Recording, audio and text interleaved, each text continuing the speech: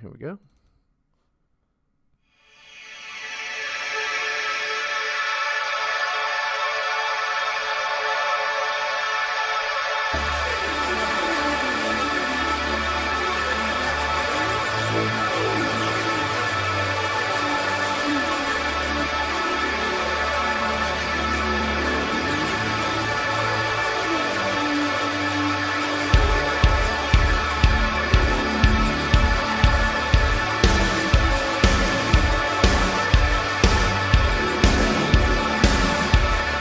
This is Terror House Radio with Matt Forney and Bryden Proctor.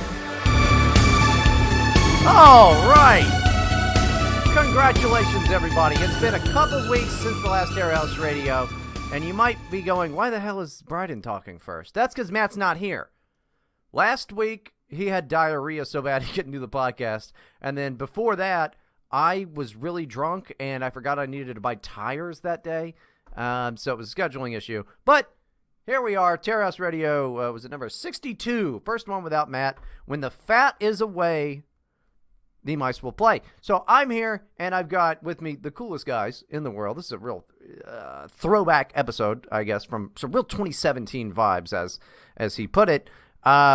Sharia and Boseph. What's going on, guys? Hi. Hello. Yeah. I'm just really glad that Matt's not here. Yeah. He's a massive drag on everything he's ever been involved with. That's not true. He built this fucking company. Yeah, sure. Yeah, he's a fat, bald bastard, but, he built this company. What are you talking about? Matt Forney, more like fat horny. That's right. And now he employs you, so how's that working out for him? Yeah, really? I'm not... Listen, let's not really pull at that thread too much. I don't self-reflection. Self-reflection is not my thing, all right? So he's currently in Turkey. Yeah, he's flying back from Istanbul to back to Mexico. He had to go over there and do bullshit. Yeah, I don't believe any of that shit, dude. I think he's in a trailer park in somewhere in the middle of New York, Finger Lakes region, and this whole globe-trotting man of mystery thing is all a fucking put on bullshit act. He turns the pages through brochures at a travel agent, just so he can get the idea of what another country's like. He's then he on makes Google a tweet Maps Street thread View about it and drops little tidbits from the brochures into his tweets. Yeah. So everyone's like, "Oh wow, this guy really went to Turkey. He really did." No, I don't know. Maybe you're right. That would be fucking awesome if he's just hanging out in Oshkosh. Yeah, he's on Google Street Views in Prague, and it's just oh yeah, I was at whatever cafe today.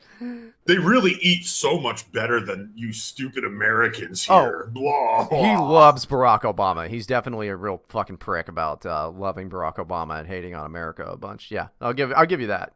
I quite like Barack Obama too. Yeah, I'll bet you do. I think he's great. Yeah, I'm sure. I am. You're a communist now. I don't know what happened to you, but you're a communist now. Didn't you fall in love with a lefty e-girl, Bo? So I am. You could say that. Something along those lines. A girl that she's got two Twitters. One of them is kosher slut. She describes herself as the neoliberal, neoliberal Zionist bitch the anti-Semites forgot to warn you about or something. She's a lovely girl. She followed me and DM'd me feet. What is wrong with everyone your age? I don't know. You just have to stop it. Oh, Brian's gonna go off on feet fetish we're for a just minute. kind of wiling out, you know. Listen, the only reason you should look at feet, and you should, and I do, the only reason you should look at it is because it's kind of like if the bathroom is filthy at a Chinese restaurant, then you know the kitchen's gross. That's it. That's all it is to me. It's like the way they used to judge a school kid on how shiny the back of his shoes were. Yeah. If you were willing to go to the extra effort it's with women, it's like, you could have a nice face and everything, but if your feet are messed up, I know that you're a mess. Yeah. In the what doctors call the pussy. I don't know what that is. The pussy. Yeah, what no, pussy means something different that? over there. No, I don't think it's a reason. The What do word you guys say, fanny? I believe is fanny, Bryden. Fanny. They call it a fanny over there. I want to fuck you in your fanny. Oh, I'm Bo. This is Bo, Jason Again, Statham.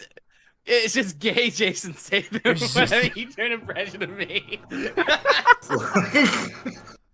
Very accurate. I'm impression. gay Jason Statham. Why don't you come and watch my live stream? I'm Bo.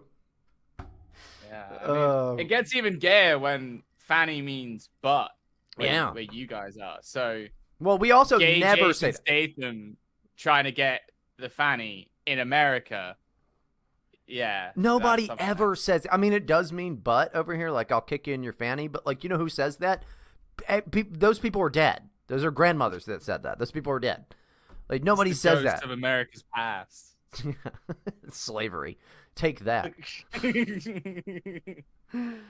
It's all they used to say, the N-word and fanny. That was old America. Yeah, I know. I try to call my grandmother. She's old as hell. Every time I'm like, what are you even saying? She's just dropping hard R's and saying fanny.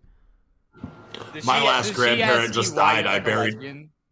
My last grandparent just died. My maternal grandfather buried him on Sunday. He used to say it with a R like it was. Well, I'm sorry. He was Italian, so he was practically a hard R. Yeah, I mean, you know, and I hope that, R.I.P. and I hope the spaghetti at the wake was good. R.I.P. Yeah. Hard R.I.P. That R.I.P.. rules. Oh man. Dudes rock, even the dead ones. Oh no. Oh yeah, I'm sorry to hear about your granddad. That was long overdue. It's one of those things. Isn't that kind of a weird thing? Like my granny next month is going to be 86, and I was talking to her yesterday, and I was like, "Why the fuck are you still alive? Like, you gotta die, granny. Like, you need to go. It's been long enough." And all of mine are dead already. yeah, well, that stinks. You're like 11, Bo. How is that the case? I don't know. They live hard lives. You know, Hard our lives. Grew Is up that how you got so coal tough? miners. Yeah, that's why I'm so tough. Yeah. Yeah, That's why. that's the first thing I think of when I think of Bo is just a why I have rugged such a- man. Yeah, a robust physique that puts bodybuilders to shame, Yeah. and it's all natural as well. It's just that coal miner blood. Yeah. Do they have coal in England? I think that's a lie. Yeah, dude. Yeah, we eat it. Yeah, that's true. I know that. I know what you spread on toast, but Yeah, well, I mean it's a big thing over here because there was the whole thing with Thatcher and she like that's your fucking messed rule. up all of that stuff. That's your fucking rule. She came up with the fucking like the most unfair tax plan in the world. She goes, "Yeah, everybody pays the same, like the poll tax or whatever it is." She's like, "Yeah, everybody just." Oh no, it's a flat tax. She was like, "Yeah, everybody just pays this," and it's like, "What about poor people?" She goes, "What about poor people? Fuck them." Like, Margaret Thatcher was hilarious, dude. She was Ayn Rand as a like politician. She's a horrible person. Yeah, I mean she killed like the working class. Oh yeah, it was bad, dude. She was like, "Fuck them, they're slaves now." All my family like hate her. So I don't know why anybody would like her. I mean, she was like, we had Ronald Reagan, and he had his flaws and what have you, but like Margaret Thatcher was just a cold they're the same bitch. person. Yeah. To me, they're the same person because like Christopher Hitchens kind of wanted to fuck her. Well, I didn't say that Yeah, I but- didn't want to fuck her. Christopher Hitchens sort of wants to fuck any orifice. Yeah, Like- that's true. I mean, that's why he got given the cancer and died because He was given the cancer. yeah, well, you know, you think he went out looking for it? No, it was given to him. It was bestowed upon him. It was like, there you go. That's for being gay your whole life and trying to debunk God. Time to be punished. Tiberius over here in the Trovo chat goes, "Thatcher killed my fucking town." In one thing, like that's bad, but then also that's like It's a pretty good ultra bit. kill. Yeah, Like, like it's funny. Like, It's like kill streak. It's I wonder if that's why she kept like being popular. Can you But yeah, imagine, both- like, you get to be Margaret Thatcher and you're just like, yeah, I guess I'll just make sure that the poors have a bad day every day. And then people applauded her for it. Like, I don't know. Like, I'm a libertarian, but, like, not to that extreme. Like, that Ayn Randian Thatcher type of, like, we should just eat the poor type of mentality is insane. And it's really funny, but it killed that guy's fucking town, Yeah, I mean, my problem with all of those sort of types, it's like the Reaganites in America, is just, it's like economic stuff I find boring. Like, that's why you're a communist. I know. Yeah, you know yeah, nothing it's about economics. You're it's really not so bad much at it. that like I'm a commie because I've read economic theory. It's like out of apathy. Like I just don't like. It's just such a boring topic. I'm way more into like the cultural stuff that they pushed, and Thatcher was just a massive neolib. Same with Reagan. No, hold on. Let me. Speaking of things we find boring, you guys have about 2 minutes left on the England conversation before it's totally check out. Well, This is I was gonna ask you because like Gay Sharia, little country. it's a horrible country. It's a dumb gay place filled with fucking bows. Like the whole thing, they're like, "Oh, you what, mate? I'm bow." It's an island. It's an island of cat boys with the voice of gay Jason Statham. Why don't you come and watch my live stream, mate? Like, Why don't you come? Why And don't you have Sargon too. You have Sargon. Though. Sargon. Sargon.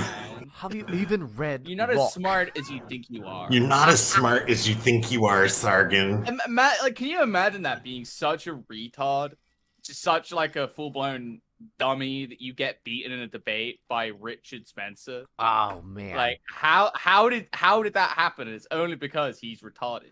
I forgot. Like, I thought I had unsubbed to Sargon years ago because he like never posts videos anymore. But the other day I was scrolling through my YouTube subs, and sure as shit, there he was. And I don't remember what he was streaming about, but he was wearing like a t-shirt with the sleeves ripped off. Fuck yeah! No, that's awesome. It was like the Sargon gun show. Yeah, no, that's what my chat was saying this morning because we were talking about Sargon, and then it was like, no, he's actually kind of sorting himself out now. He's getting. He looked. In his defense, I'll say he looked pretty good. He's definitely lost some weight. Hell yeah, dude! I hope he gets fucking jacked and wears sleeveless t-shirts and is like, "Have you even read Locke? Do you even fucking bench press? That fucking rules. Dude's rock. I hope he starts beating his wife. Oh my god. That's what I want is like the sort of Gamergate to politics to beating your wife pipeline. Yeah. And he's just got like a can of Stella and his wife's just on the floor, jaw dislocated. Just wearing like a wife beater stained with like beer stains and spaghetti sauce, like chicken wing sauce. You didn't share my video link on Facebook, you whore. Hell yeah, dude. Man, that would be quite the turnaround for Sargon. I remember liking him like in like 2015, like during the Gamergate stuff. Gamergate is so funny. Like I've still got a bit of a soft spot for him. You know what I mean? Like, yeah, he's not the worst guy in the world, but he's kind of a fag, dude. Like he got better, but there's some stuff that is just unredeemable. I unfollowed him from Twitter when he did this. But I now look back on it as like that was the best bit ever. He was mad at the alt-right, so he just started posting a ton of interracial gay porn. Oh, dude. It's such a good bit. It's so funny. All these young kids, man, it's so funny. Like, Twitter is so full of like these young kids who like got brought in through like Nick's thing in America First. You know what I mean? And they haven't been here the whole time. Like, you talk about like dude, remember when Sargon was just posting tons and tons, and it was all saved on his hard drive, dude. Like, he had fucking terabytes of that shit, dude. It's so crazy. It's such a good bit. It was just for research. Well, yeah. He was mad that the alt-right was following him, so he's like, I'm gonna post a bunch of interracial gay porn. And at the time I was like, why is all this interracial gay porn on my timeline? Fuck you, Sargon. But looking back, it's like, that's like, if I had a Twitter, I would just do that now. Like I would just post interracial gay porn. Like it's I such a good bit. It's such I a good have bit. a Twitter now, and I'm not doing This is. Yeah, but can you imagine if this is Bryden admitting something? Yeah. No, it would be. I mean, it would be great because you imagine you'd be like, "Oh, Bryden's my friend. I'll follow him," and then you're like, "Oh, what's going on?" But it's just interracial gay porn. You know, Just stick to your crappy pictures of food. Like, that shit Yeah, rocks. stick to your pictures of food with really bad lighting. That was a good bit. I did that bit forever. that was a good bit. It was much better than interracial porn. If you ever come back to Twitter, stick with that bit. No, if please. I ever come back to Twitter, it's just gonna be an interracial gay porn account, Oh no. and I'm gonna follow you and comment on every tweet. I'm with just gonna block BBC. you, dude. Oh, I'll make another Just- account. isn't- I'll make isn't another that just account. You won't get away isn't from me. that I'll just- text it to you. I'll text you No, interracial gay porn. isn't that just a normal conservative account though? Yeah. Isn't that what they do? That's what I heard with the American conservatives right now. There's a bit of, TPUSA, bro. Yeah. Top. Oh, top did you penis see USA. her hairline? Did you see her hairline? Which hairline? She posted that the what's her name, Brandy something. Yeah. She posted that. Brandy Yeah. Plow. Yeah, she posted that video in her hotel room, like after she got kicked out of the conference or whatever. And she's like, "Oh yeah, you know, like we're gonna dunk on all of these low T white nationalist soy boys, and I'm gonna do a shower stream to my OnlyFans live right here in my hotel room tonight." And like, That fucking she's rules? talking. I'm sorry. I want to see some black titties. She's white. Oh no, I've seen white titties. But like, as I'm like her forehead, dude, like I shave my head. I have to like go Vincent James mode and bick my head Yeah, it's pretty. because funny. I'm so bald, and her hairline is worse than mine, dude. When I first met Like you, her you used to have hairline hair. starts back by like her ears, dude. It's so gross. I don't know who this bitch is. So gross. Somebody put it in the group chat thing. I want to see who she is. Hang on, yeah, I'll post the Yeah. picture of her Post one of hairline. her explicit pictures. Yeah, No, I'm not doing that. no, I definitely want to see her tits. Her pin tweet is literally just her vag. Yeah. I need to go make a vodka drink and then a whiskey drink and then a cider drink and then all that. But I'll be right back. So you guys, you know what to do. You guys are pros, so you'll be fine. Oh yeah, we're Sit here in silence until everybody. professional groomers. Professional. Yeah, I'm retired from this gig. Like, Yeah. Bo is the only professional left here. I'm of the old guard. I was the squire. I was the young squire in the old Yeah. guard, and now I'm the old head. That's what it feels So like. true. So true. So many of these people, especially like with the Groiper Wars, bringing in like all these new people, and dude, they suck. Like there's A lot of them do, yeah. There's lot been of like them a do. few. There's like this is like of the content creator side. All the fans are the fans.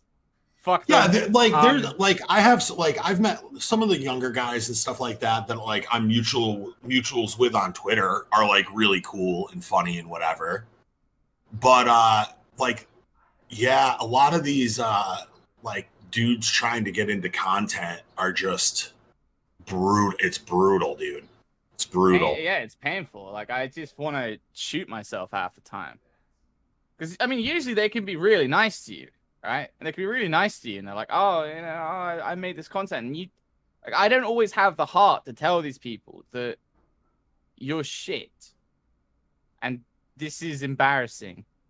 Your streams are Kino. I I'm like pretty both good. streams. Yeah, I'm famous. I think like my favorite time for like content was like early pandemic when everybody was just home and bored all the time. And like Sean was streaming all the time, Audie was streaming all the time, you and I were streaming all the time. Bryden, that was back like when Bryden passed out live on air and I had to call him and wake him up at like 3 a.m. Like those early D Live days were just such a vibe, dude. D-Live used to rule. rule. Stickers in the chat and stuff like that. It was just such a vibe. D-Live used to rule. Now, besides this, I'm on D-Live right now, but in general, you can just only check me out on Trovo. Unless I'm doing a game stream, I'm done with D-Live, dude. I'm tired of them like claiming copyright all the time for me watching YouTube videos, as if reaction streams aren't like a prominent thing. Dude, and it's so weird to me. It's so weird to me that they made you put that fucking disclaimer on your shit. Like, this video comes to you from YouTube and whatever, when every other content creator was like, I used to watch hours and hours. Like, all that shit I was doing on like weird esoteric, like Saturn shit and aliens are demons and shit like that. All that content was coming from YouTube, and I never got shit. Yeah, no, nobody said shit to me. It's been a nightmare, and that's why like you can definitely Trovo's where you can catch me unless I'm like streaming a video game. I'm kind of done with D-Live, and it's really annoying to me because like I put so much work into this website. I know it's gay, but like I was so proud when I got my check and everything. Like I really cared about the website, and then it also used to pay my rent. I seriously would just pay my rent from D-Live. That was the same thing with me. I was like, oh, wow, this is actually a viable thing. Yeah, real quickly, that stopped being a thing. Yeah, I mean, I streamed considerably less and much more sporadically than you guys did. But even I was making like pretty decent money on there. I was making like $200-300 a month. You know what I mean? Like, it wasn't bad. It was a fun time. It was a nice little ecosystem. Then they banned Nick, and we all got fucked.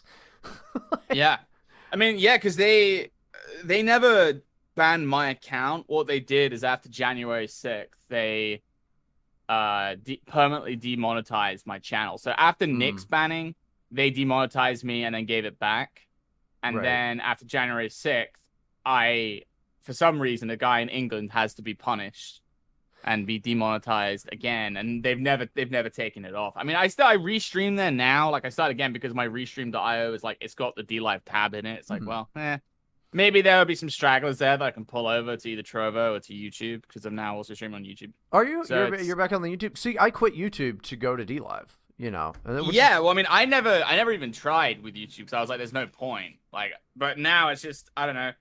Jaden's streaming there. A lot of people, because every single time they get rid of like some of our people will just not come back to the platform. So it's like, if there are people that are willing to watch on YouTube, I'll give it a go. It's no extra effort. Do you have an Odyssey? The thing with YouTube is it's really like, if you get banned on YouTube, you just make another account. You know what I mean? Like, I remember like Devin Tracy, Atheism is Unstoppable, and he's on Gavin McInnes's thing now. Oh, Compound? What it banned or not banned.video? That's Alex Jones. Censored.tv. Censored.tv. Yeah, they got Milo over there and shit like that. Laura Loomer has a show, I think. He's on there now because I mean, but he went through like 6 or 7 YouTube accounts, and he has a YouTube account now that's like stealth mode where he just streams himself like editing videos and stuff like that. What a weird thing. What we do is so strange. Yeah. It's just very strange, you know. But what you do, I'm retired. That's true. You are retired.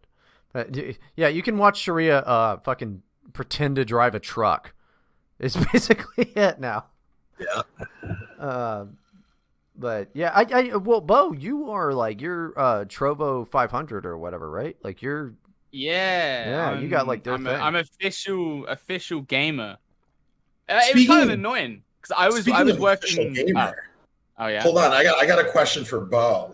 Are you gonna get back into Sea of Thieves for the Jack Sparrow shit? Maybe. I don't know. It depends, because like the cool thing with the Sea of Thieves stuff was just having people to play with. Yeah, and it sucks by yourself. Yeah, exactly. So if there's a group of people and there's a time, I'll do it definitely. Yeah. But back to the Trovo thing, the Trovo 500, like that thing started off so based because they were basically saying, if you get the watch hours, we will pay you.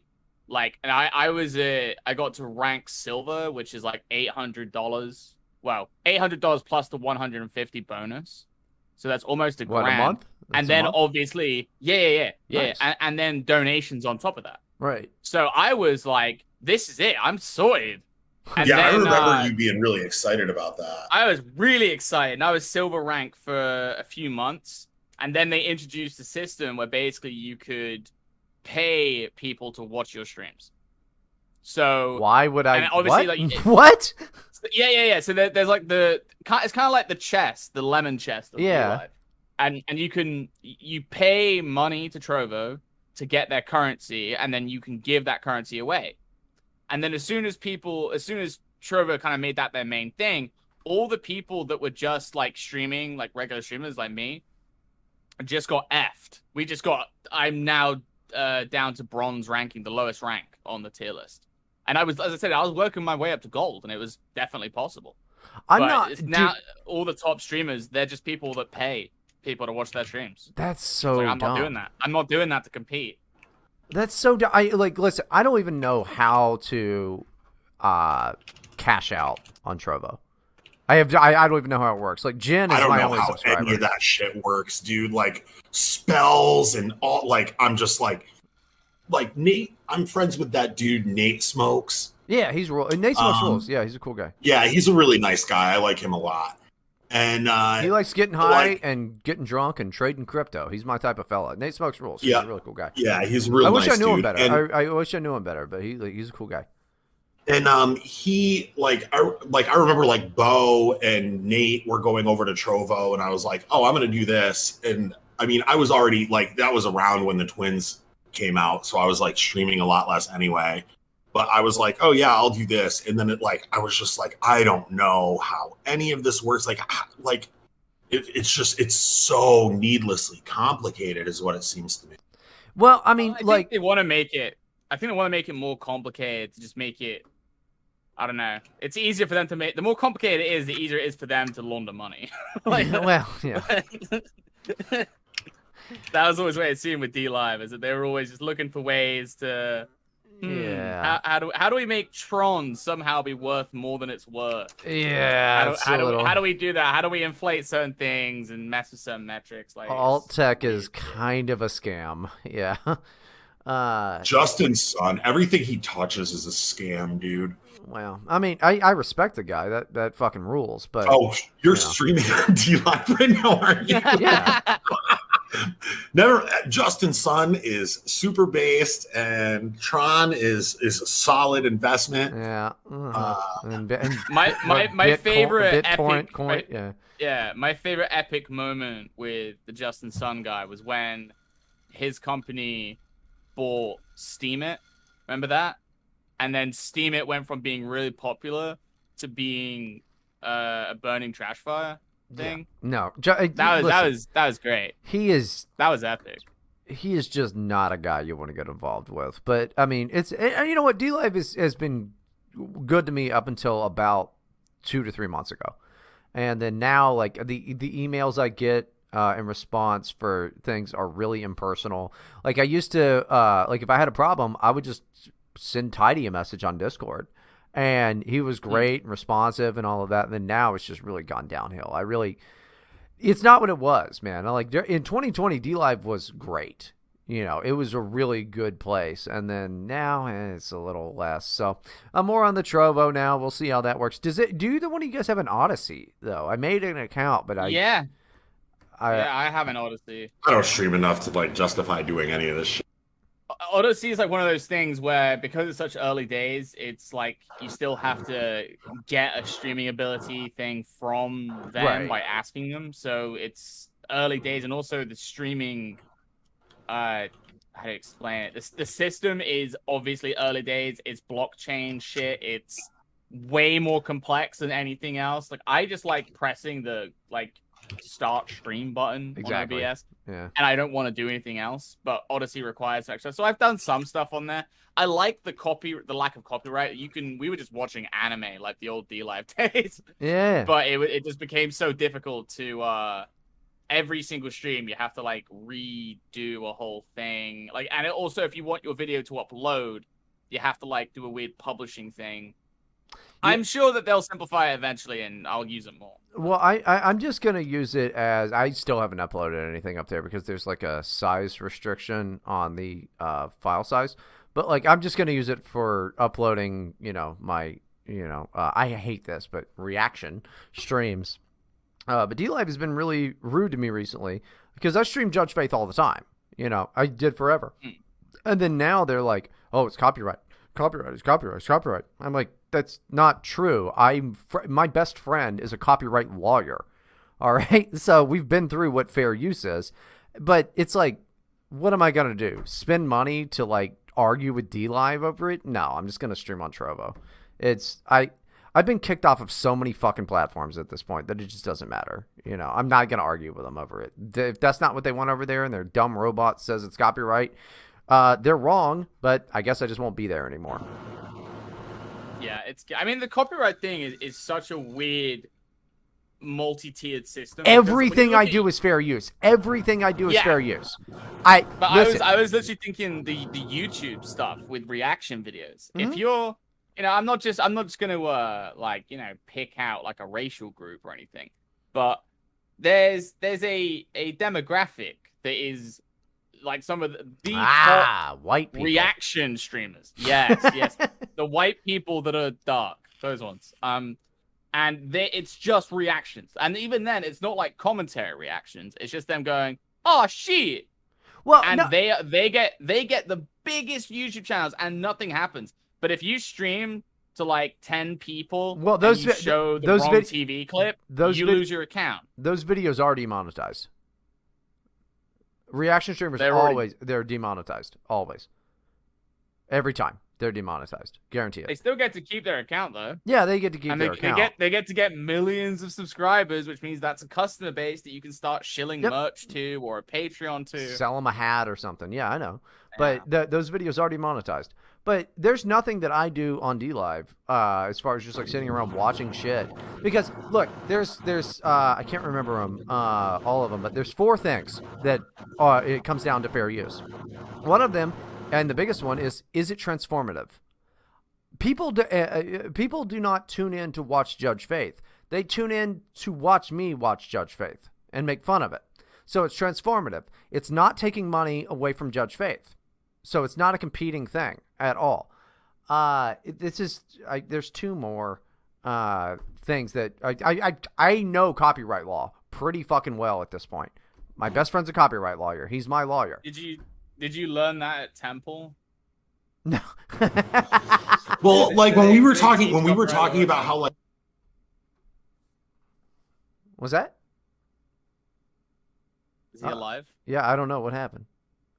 Hello? Oh, there you are. Okay. Yeah, what's that? I was just saying that like when we were talking about how early D-Live days were such a vibe, like that was one of the things. Like, I mean, I had, I don't know, some hundreds of subscribers on YouTube and whatever. And when I switched over to D-Live, like at first I was downloading those streams after I streamed them and then reposting them to YouTube. Yeah. But then I kept getting popped for copyright on YouTube because I was playing copyrighted music. And then so finally I just like abandoned my YouTube channel. And people were like, dude, you never post here anymore or whatever. And I'm like, yeah, you got to watch the streams. Like they keep them up for 3 days. Like you don't have to watch them immediately, but come watch them on D-Live. Like I like being able to play whatever I want and not have to worry about copyright strikes. Relieving. But then D-Live got like real gay about it too. Yeah, it's been a nightmare. Yeah, no, you it's sorry, but like I know what a dumb inside baseball thing. What a gay podcast we're doing. It's been such a nightmare because, and this is such a dumb thing to say. Like as I'm saying it right now, I know that I sound like a faggot, but like I have spent so much time, trying to do good by D-Live. And like I remember when I got my check, I was so thrilled with that. I'm like, wow, I got my verified partner thing, and maybe I'll even get global one day, And like when the government regulations first started, I remember just doing I would just play techno music and watch trains and get hammered and just hang out with the boys.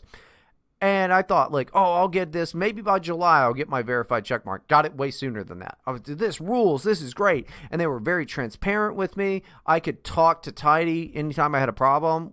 He's the reason that I put that this video comes from YouTube on there. It's kind of become a meme at this point. But it is what it is. Because I was streaming stuff and I got popped for copyright, and he's like, oh, I understand why that might be an issue. Like, yeah, put a disclaimer on there. And I did. I've watched people stream motherfucking Netflix shows on DLive. I don't know why they bug me so much and harass me. I've streamed Netflix shows on DLive.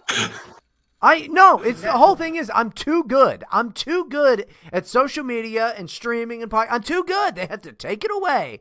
I'm too good. They have to take it away.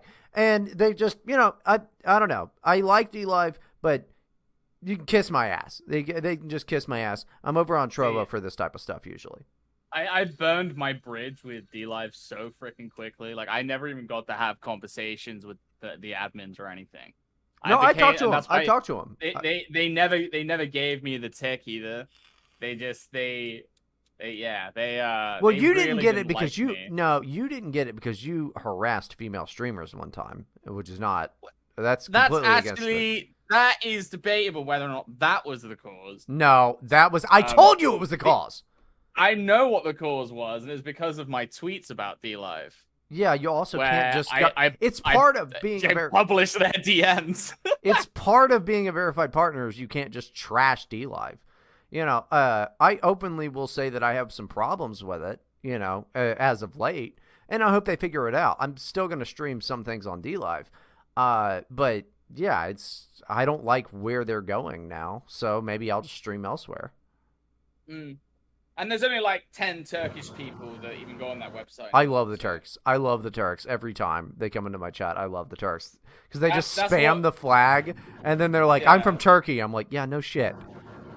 That's what Matt's actually doing. He went to visit his DLive fans. No, he was talking to me about Turkey, and there was like a Greek flag there, and he sent it to me because he knew that I would love it. He goes, "I wish you were here so you could make the obvious joke," which is what I do every time a Turk comes in. I go, "Yay, Turkey, boo, Greece. Yay, Turkey, boo, Greece."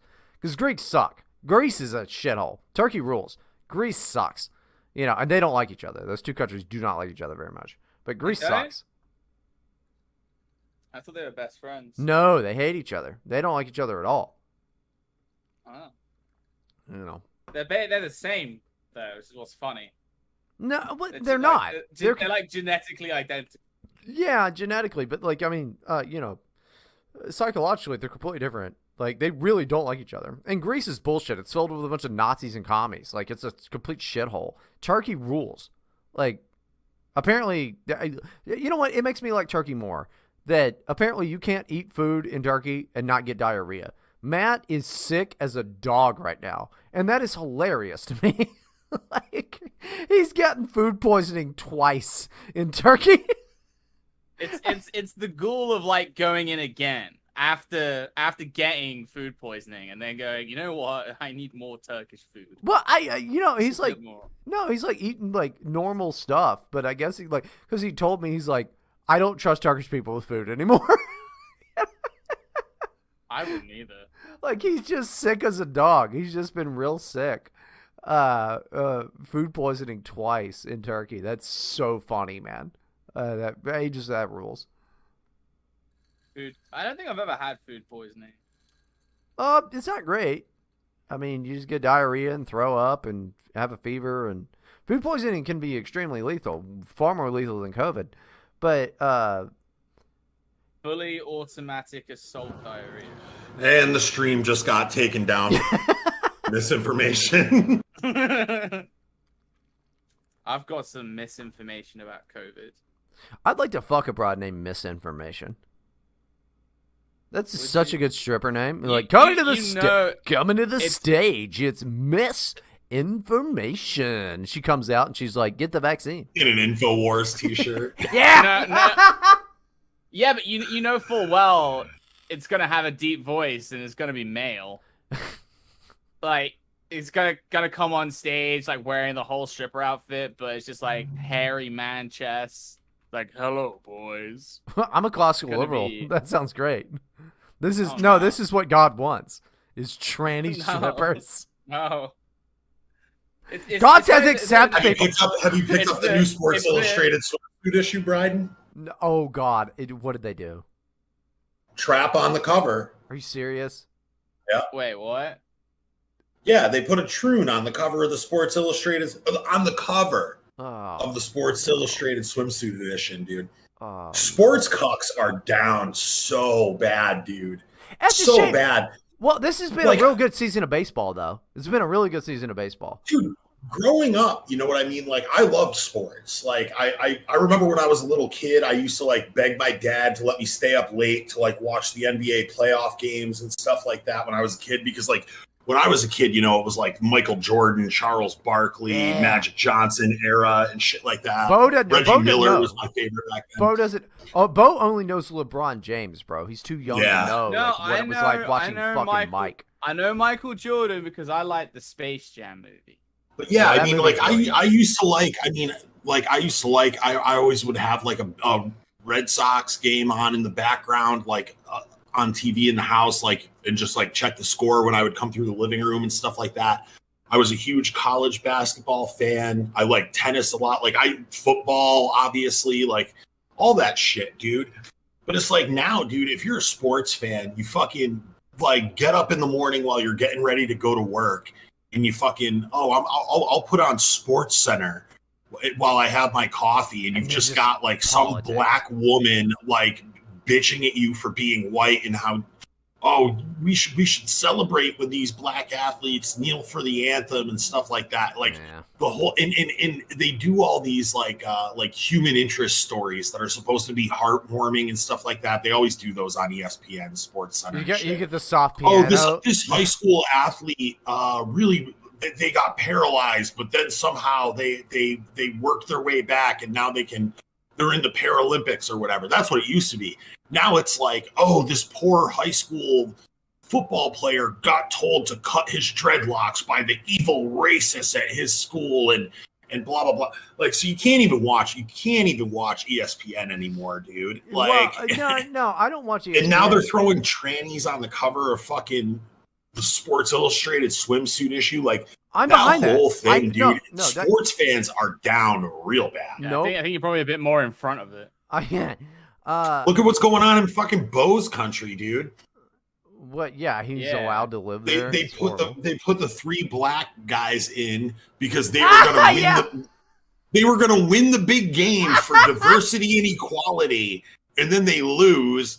And now people are getting kicked off the internet. And the N-word was trending on Twitter because of that.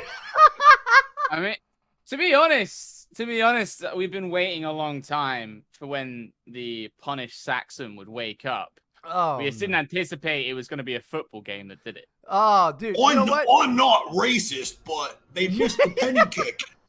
But these No, go Italy. I'm glad for them. They were saying it's coming home. That was the whole thing. They were like, it's coming home. It's coming home. And then the black guys fucked it up and everyone in England was racist that day. Yeah, basically we all got that like spiritual, I don't know, inspiration to suddenly start saying the N-word. People that had never thought about race before became racist that day. I didn't even watch the fucking thing, but I just saw like a website that I go to. I just saw it just explode with people laughing, going, "You English faggots." It was pretty good. It's so good. It's incredible. It was that, and then like Conor McGregor fucking breaking his leg like within about the same time. UFC is the last sports you can watch if you're like a heterosexual white man. Well, like, that's it. That's all we have left. No, baseball. Leave baseball be. I like baseball. Baseball's gay. Baseball is not gay. You're dumb if you don't like baseball, is my opinion. And it's been a really good season. Like, there's been a lot of really cool stuff. But, I don't watch ESPN. I watch John Boy Media. So I'm not being sponsored for this, but go check out John Boy Media on YouTube. He's got like a couple million subscribers. He does the best breakdowns of all sports, but it's baseball season. So is he the dude that does those lip reading videos that you watch on your streams all the time? Yep. Those are freaking hilarious. I like those. Yeah, no, John Boy's incredible, man. Like, John Boy Media rules. I was watching your stream the other night when you were watching that one about where Don Mattingly got kicked out of the game for arguing with the ref. And Don Mattingly was right. And like his lip readings, it's like He's very they were good. dead on. Yeah, they he's were very dead good. on. It's like, yo, that's exactly what he's saying. He's really good at that. Yeah, that's why I like him. And his breakdowns of everything is like really good. John Boy Media is very good. But yeah, it's baseball season, so he's doing that. That's also how I found out about that weird Middle Eastern game where they just take a decapitated goat and use it as a ball and ride horses and weird stuff. I forget what it's called. It's probably Turkish or something. But it's weird. But yeah, John Boy Media. I just like watching dudes fight, dude.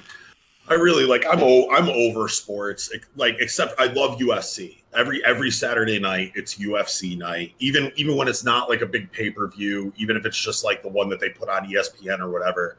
Like, there's usually at least 2 or 3 good fights. So every Saturday night, I just like grab a non-alcoholic beer and sit down and watch people beat the shit out of each other, and that's like my sports. I think it's a shame that boxing is now bullshit because boxing is bullshit. Well, yeah. like I mean, Jake Paul, like the Paul brothers, are just making a total fucking mockery of boxing right now, and they should. And like, I'm behind them. Absolutely, they should, dude. I mean, like, look at this shit. Tyson Fury and who's the big black dude that is like the George Floyd. Yeah, George Floyd. Thank you, Brian. But no, I can't remember the guy's name. But they're like the top 2 heavyweights, and like it's the fight that everybody wants to see. You know what I mean? But like they can't make it. It's all like this gay contract negotiation bullshit. Like that fight is never going to get made. And so now Tyson Fury is fighting some other black guy that he's already beaten the shit out of like 3 times. And like you're supposed to get amped up for it. Like, oh wow, yeah, I'm going to spend $70 fucking on this fucking pay-per-view to watch Tyson Fury beat the shit out of a guy he's already beaten the shit out of 3 times. Yeah, you just watched 2 rounds. Like, yeah, and it's not like McGregor and Poirier. You know what I mean? Where it's like, oh, that like I mean, I knew Poirier was going to lose. Shit out of everybody. Yeah, I knew Poirier was going to beat the brakes off Conor in this. Connor's last one. Done, dude. Connor's done. Although, I mean, how awesome is he to, like, he breaks his leg and he's screaming, your wife is in my DMs. That guy rules. Like, he's, like, the best shit talker in the world. He's, like, the best troll. Like, I don't know. I think I'm at an age now where, like... If you don't respect Conor McGregor and his shit talking, then you don't respect me. All right? That trolling is good. And what he does used to be better at it. He used to be better at it. Now he's just, like, mean and vindictive.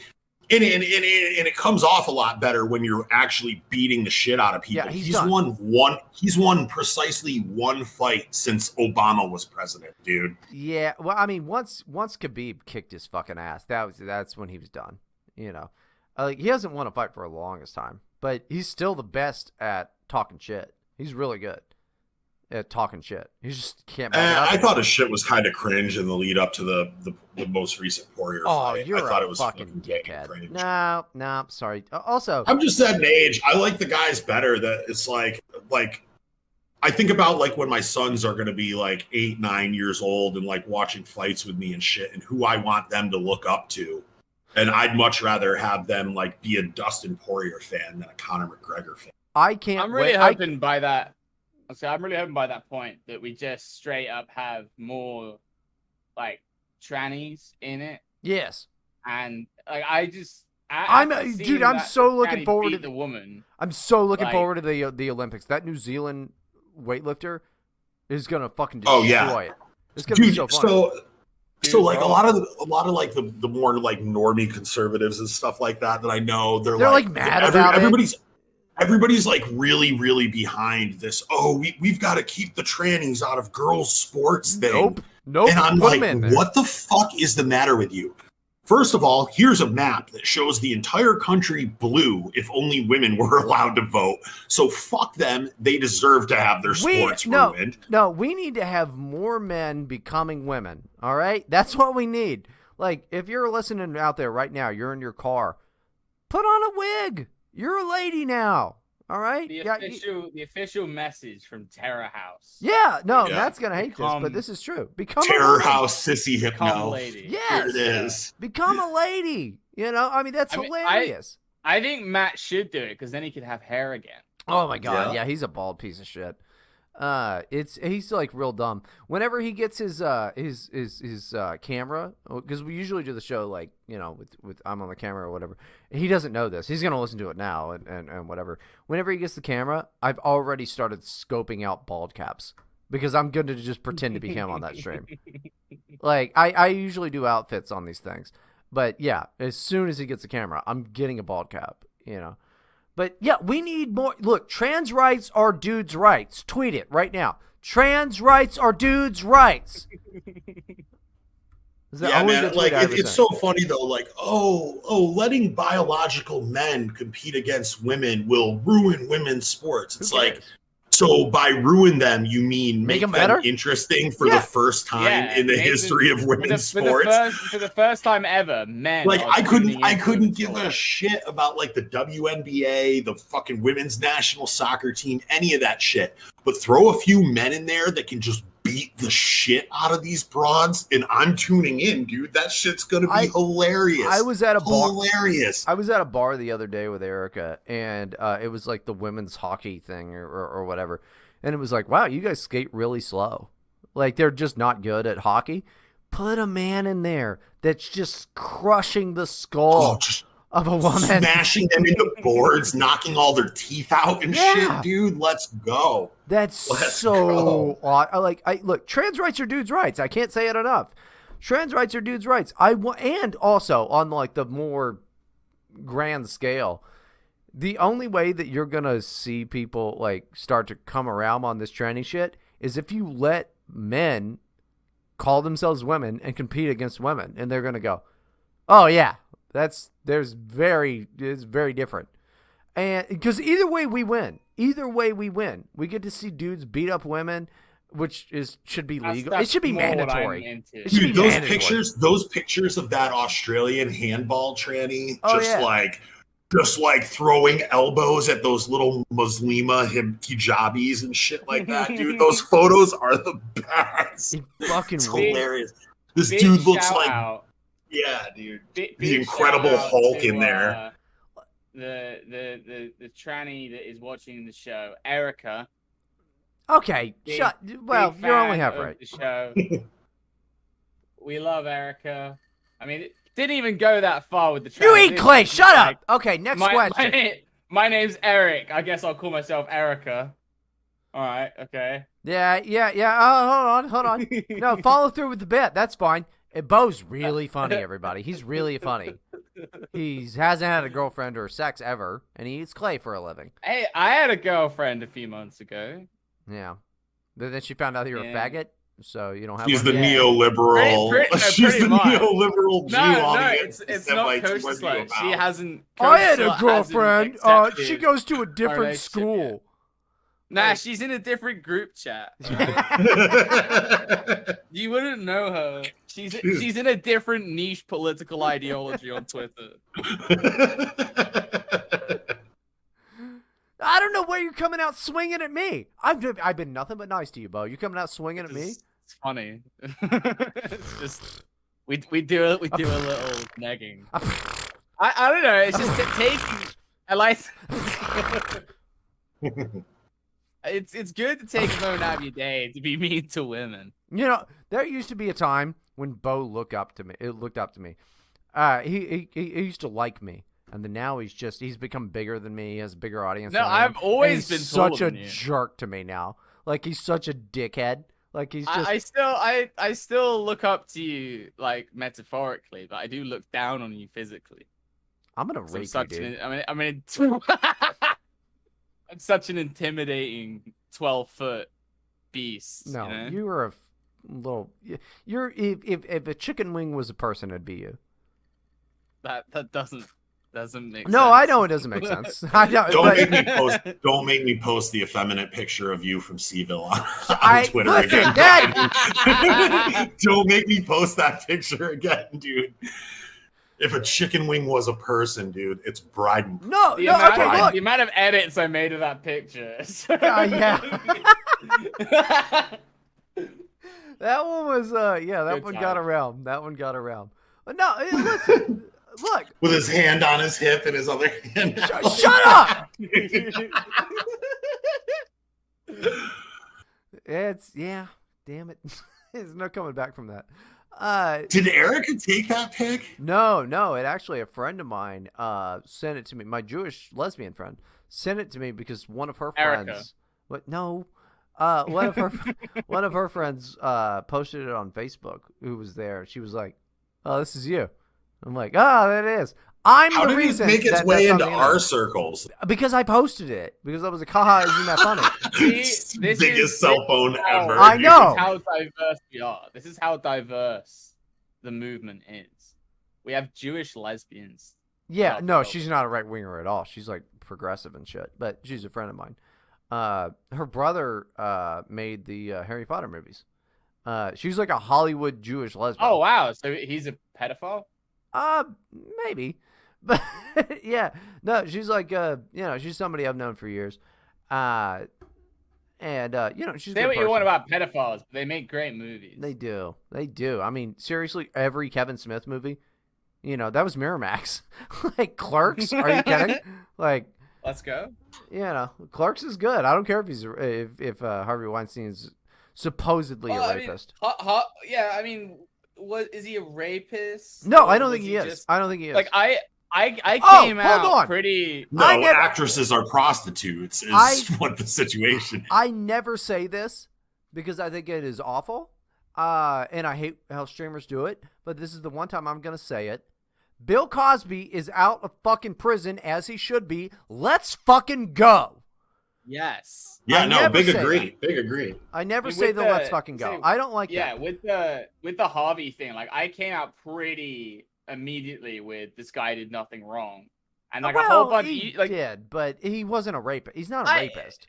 yeah, he did some things wrong. Like he probably laundered money or like I don't know. He intimidated women into letting That's them just eat that's his just eat- that's eat just their life. pussy. Did he really intimidate him though? Like, There's literally recordings of him doing hey, it. Yes. you can become a movie star and make tens of millions of dollars, but first I'm gonna need some dome. No. He Like- didn't, dude. He didn't even do that because his dick doesn't work. He just liked to eat pussy, and it's not good. Also, they were getting all the stuff out. Oh, of so it. he definitely did something wrong then. yeah, yeah. But I Pleasure don't to know. woman. That's cringe. He wasn't a rapist, dude. He wasn't a rapist. He's not a rapist. That's bullshit.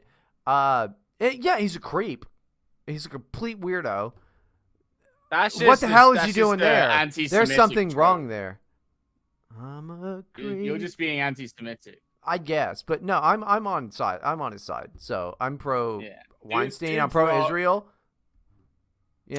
Pro Israel, pro rape. Yeah, a whole country That's- of. Good God, can you imagine how annoying it must be to live in Israel? Like, just to buy a bagel has to be a pain in the ass. Like, a whole country of them. A whole country of them. I'll bet it's really funny. The open mics are pretty good. Stereotypical and buy a bagel. Oh, can you imagine? Just the Really? whole time, every day, this is what you hear. Just constantly is this. That's like, I'd kill myself. I would kill myself. Like, Oh yeah. oh my They've God. got the biggest production of asthma inhalers, though. That's yeah. Oh my asthma. good on Tel Aviv for that, being able to produce God. enough inhalers for their population. I mean, And look, refuse to give it to the Palestinians. That's so based. what a fucking Get wrecked, Palestine. what a fucking mess of a country that must be to live in. One, I bet I would get along with people there a ton. Like, I get along with Jews. I do. Like, they make sense to me a lot. They're just really bigoted. They're supremacists. So are you gonna boycott? Are you gonna boycott Ben and Jerry's for being anti-Israel now, Bryden? No, I boycott Ben and Jerry's because, like, why would I pay that much for ice cream?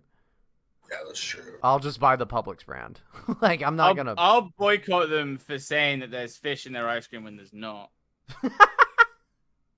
That's I'm gonna sue the them for dumbest that. joke I've ever heard. Yeah, but you laughed. Because it was so good. Exactly. That's what we're here for. That It's what the chat are here for. Didn't they actually go back on the Israel thing with Ben and Jerry's? Like, there's been like multiple statements where like the actual people in Israel selling the Ben and Jerry's are like, we're just gonna carry on as normal because we don't care. And then I don't know. I think the ADL posted something as well. I don't know. I Big didn't shout hear out that. to the ADL, big Oh. supporters and donors to Terror House, The ADL, along the SPLC. along with the FBI and the FBI. Yeah. Where would we be without the FBI? To be honest, I don't know. I mean, I wouldn't make any money without them.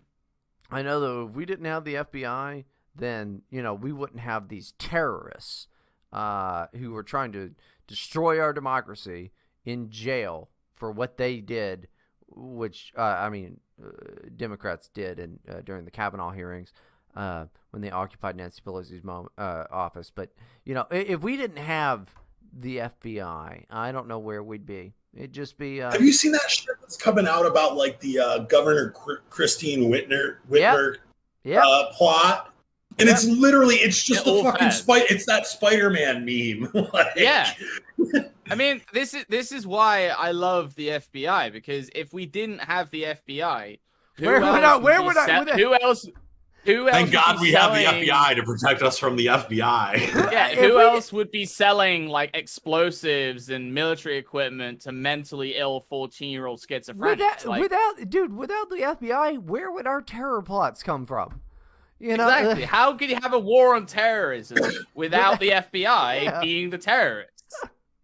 I mean, it's just a big exercise for them. Do you remember when the Whitmer kidnapping plan came out? Immediately I go, that sounds like feds. And then now it's like, oh, it was just feds.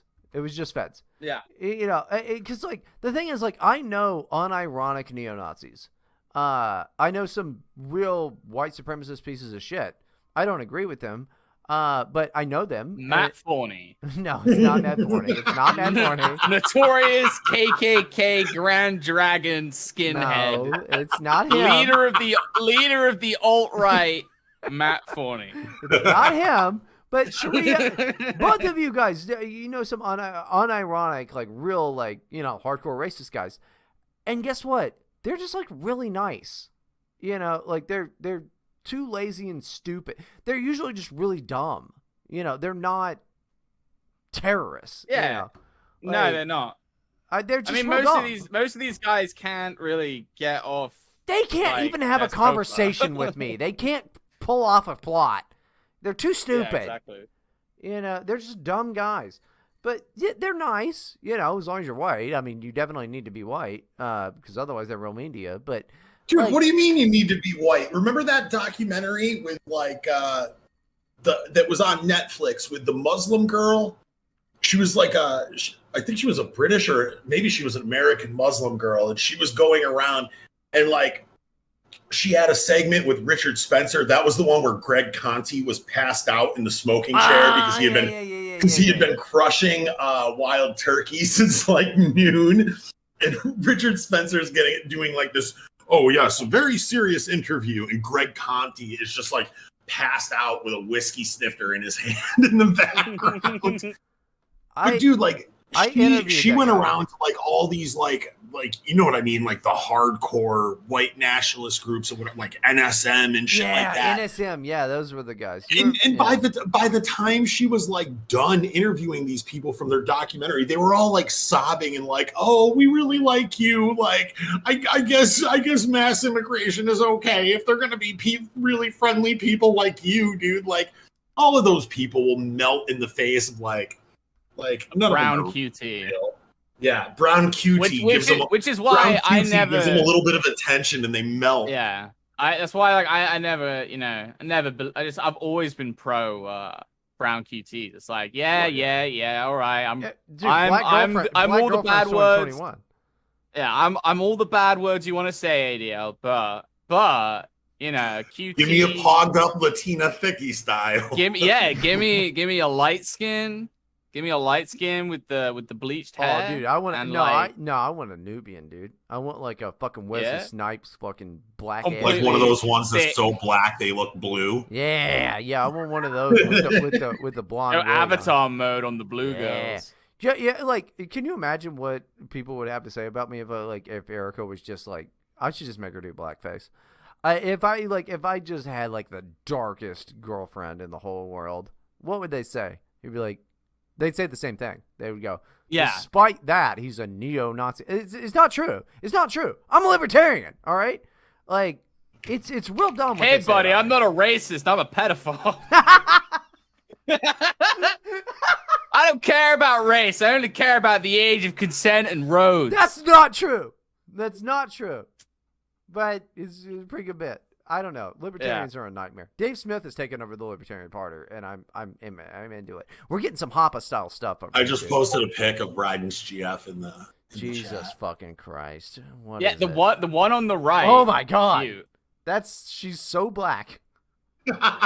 Like I said, so black they look blue. Yeah, I mean she's real black. That's kind of hot, honestly. I mean she's real black. Colonial blood is rising right now. I don't know. I mean, like, look, I'm not gonna have kids, but if I did, I would want them to be white. Is that because Erica has a penis? It is because Erica has a penis, but even if she didn't, you know, it's because she's Italian. So, Here, this one is for Bo. Yeah, that's mine. That's mine. Oh, Would. dude, seriously, that's a fucking Nubian queen. Look at that. Would colonize and reestablish the kingdom of Atlantis with. I think the funniest. I think the funniest arc. 10 out of 10 would colonize. Yeah.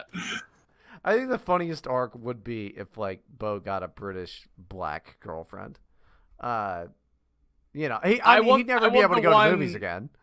But yeah, I think Bo needs a Scouse video. girlfriend. I think Bo needs a Scouse girlfriend. Like, listen, like I would one of date those a British black girls chick. that looks like the fat one from the Jersey Shore. Yeah, I would date a black chick, but I would not date a Scouse. So I'm not that much of a race mixer.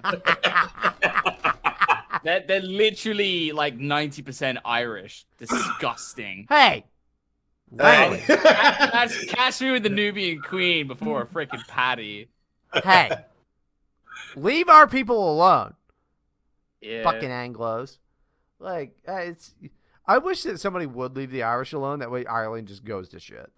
Like, if the English stop supporting Ireland, it would just go to shit. It's going to shit. Well, the thing is, like, and this is true. Irish people left to their own devices, all they do is write one good poem and get drunk and die. Like, they're terrible. You know, Ireland would go to shit. They would go to shit. Like, they had a fungus on potatoes, so they all died.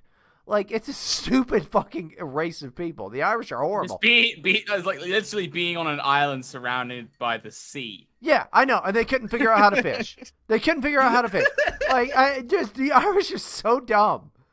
But, like, the thing is, we're just very emotional people. Like, I'm mad at you right now. I know we're doing a bit. I'm still mad at you. That's what Irish people are like. They're just mad. Just angry. Like, beastly people. I mean, it's horrible. And then the other part of me is Dutch, who are also a bunch of fucking artistic, alcoholic pieces of shit. They just usually have more money. Like, it's a fucking nightmare. Me and Bryden are like genetic brothers, dude. No, Irish, I'm sure Dutch. I'm sure we probably have a common ancestor. Like, I'm sure. Somewhere along the line, I'm sure we do. And their We last all name, do. His name is Adam. Their last name is some kind of precious stone or precious metal, right? Can you imagine being Adam, though, and you're there with Eve, and you're like, you really stuck me here with this bitch? This was heaven on earth, and then you did this? Yeah, she just, you know. You not only took one of my ribs. Right. I'd be like, yo, can I borrow a rib for a minute? And I'll be like, why? Why? What are you up to, dude? What are you planning, big guy? I heard First femoid, no thanks. I'm good on my own. I'm just gonna vibe with the animals, dude. I heard one of the best jokes the other day. You know how in the Garden of Eden, you know how you know that Adam wasn't black? How? You ever tried to take a rib from a black person? That's not bad. That's funny. Yeah, Erica showed me that one. It's this black guy on TikTok that tells his mother racist jokes. That's a good bit. That's a good it's pretty bit. good. Yeah. That dude rocks. I used to work with this black dude who, like, the whole time we would be working like these long shifts together and whatever. Like the whole time, we would just be like asking each other, like, so wait a minute, like we have this stereotype about you. Is that true? And we were just like tell each other racist jokes and shit. It was a good time. Apparently, black people called the 90s. smell like wet dogs. Yeah, black people think that white people smell like wet dogs. I don't know why, but I guess maybe we do. I know that white people love mayonnaise. We do like the dumb face a lot. There's a lot of things that are very true. Also, the bar of soap thing. I grew up with the whole family just put soap on our body, shared a bar of soap. That's disgusting. But Dave Chappelle. And then you ate it. We didn't eat it. We're not English. No, no, we eat clay. That's true. Not soap. When did I start saying that you? My aunt used to make my cousins eat soap when they swore. Oh no, I've had to do that before. I said fuck one time in front of my mom when I was a kid. She put a bar of soap in my mouth. Yeah. Yeah, that was brutal. Yeah, she used to make them sit there on the toilet with just the bar of soap in their mouth, and they couldn't spit it out. Yeah, I know. They make you for some amount of time. I don't remember, like it was like a few minutes or whatever. As I remember it, it was a million years. And she made me swallow the soap, and then I threw up and had diarrhea and all of that. And she was like, yeah, that's what you get. Don't say fuck.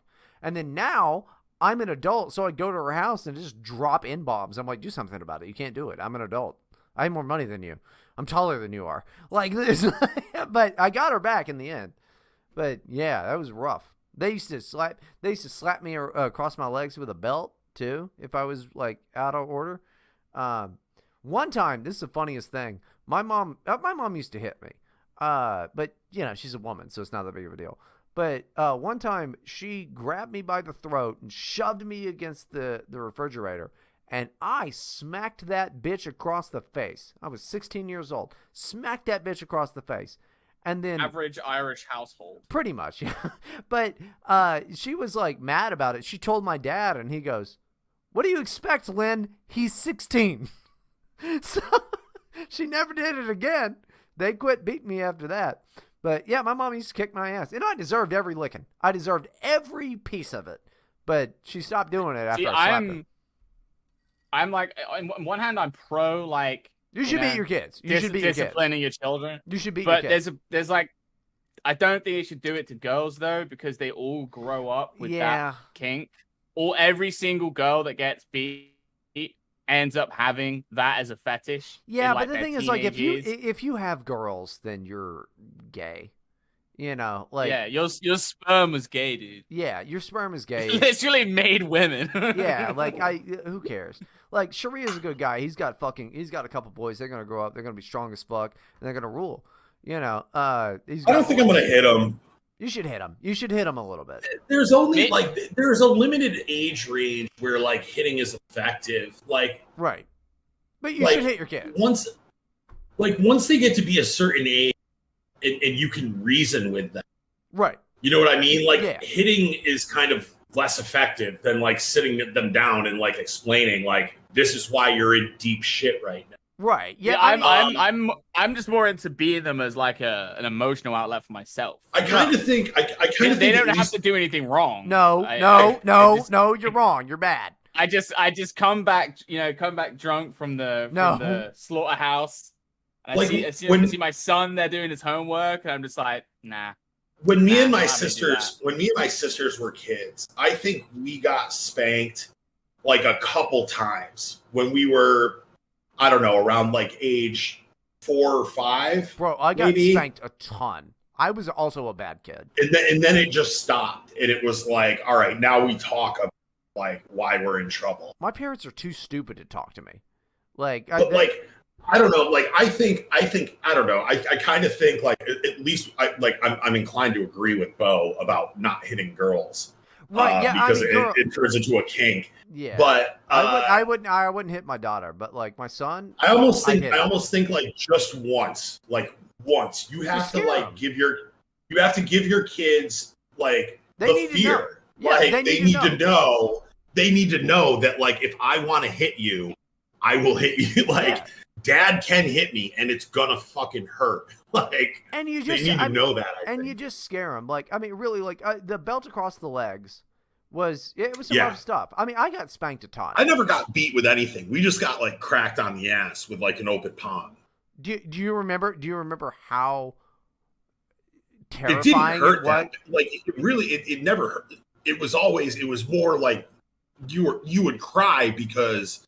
It was scary. Yeah. And because like you knew that like you really, really disappointed them. A whooping was And you coming. cried because of that. Yeah, they But never, like, it didn't actually hurt that bad.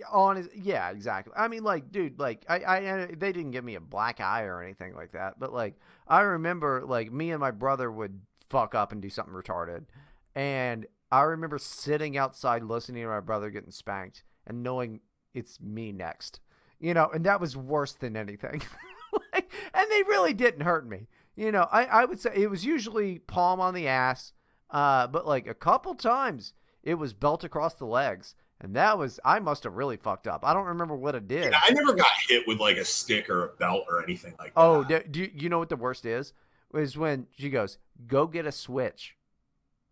So you have to go pick out your own switch. Yep, that's when you're in trouble, buddy. That's when you're in real trouble, and you have to go get, and it better be big enough. It better be. It's if you go get the worst one, it's gonna be worse for you. So that one's a tough one. That's like just the dominion that your parents have over you as a child is it's rough. It's very hard. But yeah, you get that, go get a switch, and it's like, fuck, I have fucked up I can't so remember. bad. Rising White in the chat said, me and my dad would throw punches into my 20s. Oh, yeah. I can't remember what it was I did. I kicked I my was dad a in the chest teenager, one time. though, and I can't remember what it was I did. I'm sure it was something drunk or druggy. You know what I mean? But, Yeah. like, I got home after doing something seriously fucking stupid and, like, had to have the talk with my dad, and we were outside.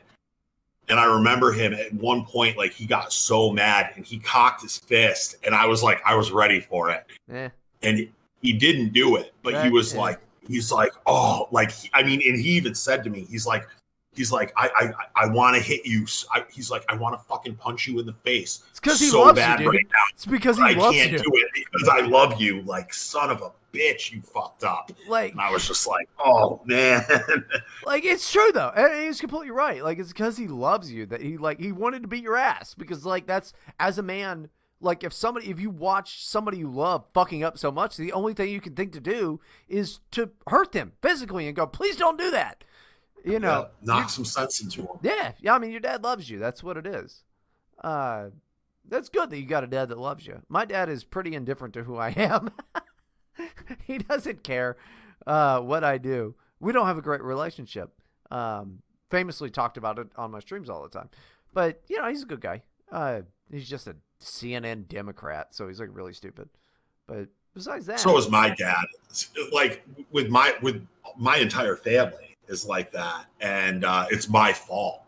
yeah, like, my 'cause you family- turn him into the socialist stuff. Yeah, my family was like pretty apolitical. You know what I mean? Like, my parents voted and shit, but like I'm sure they were probably Reagan voters, and then they probably voted for Bill Clinton. Reagan Democrats. Bob Dole. Bob Dole was fucking incredible, but Reagan Democrats are a thing. Reagan Democrats are a thing, just like Trump Democrats are a thing. My parents were pretty centrist, like moderate people. You know what I mean? I guarantee they were pretty apolitical, but then yeah, like when I was in late high school and then in college, I used to come home spouting all this like fucking shit, dude. Actually, Chairman Mao, I'm pretty good at arguing, you know what I mean? You So are like good. I talked my whole family into being shit libs, dude, and they remain shit libs to this fucking day. Well, you got to argue with them more, because like Now- is one. now Now you have to here's the cultivate thing, like, being since race warriors now. Since I became like more right wing, like they don't know the extent of it, but like they know like I'm a big Trump supporter and shit like that. And like whenever like they'll say something political and I'll go back at them and I don't want to talk politics with you. It's like they know now, because they know I'll just dunk on them and they don't want to hear it. Like they're quite comfy in their libtardism. I want to give you some credit that I think I've never done before. You are one of the better debaters that I know. Like, you are very good at debating. A master. I wouldn't call him a master. I would just say he's very good. He's not as good Yeah, as I'm me, not too bad. but he's very good. Like, it sucks. Like, I mean, like sometimes I look back, and it's like especially with like you and Bo, who streamed every day.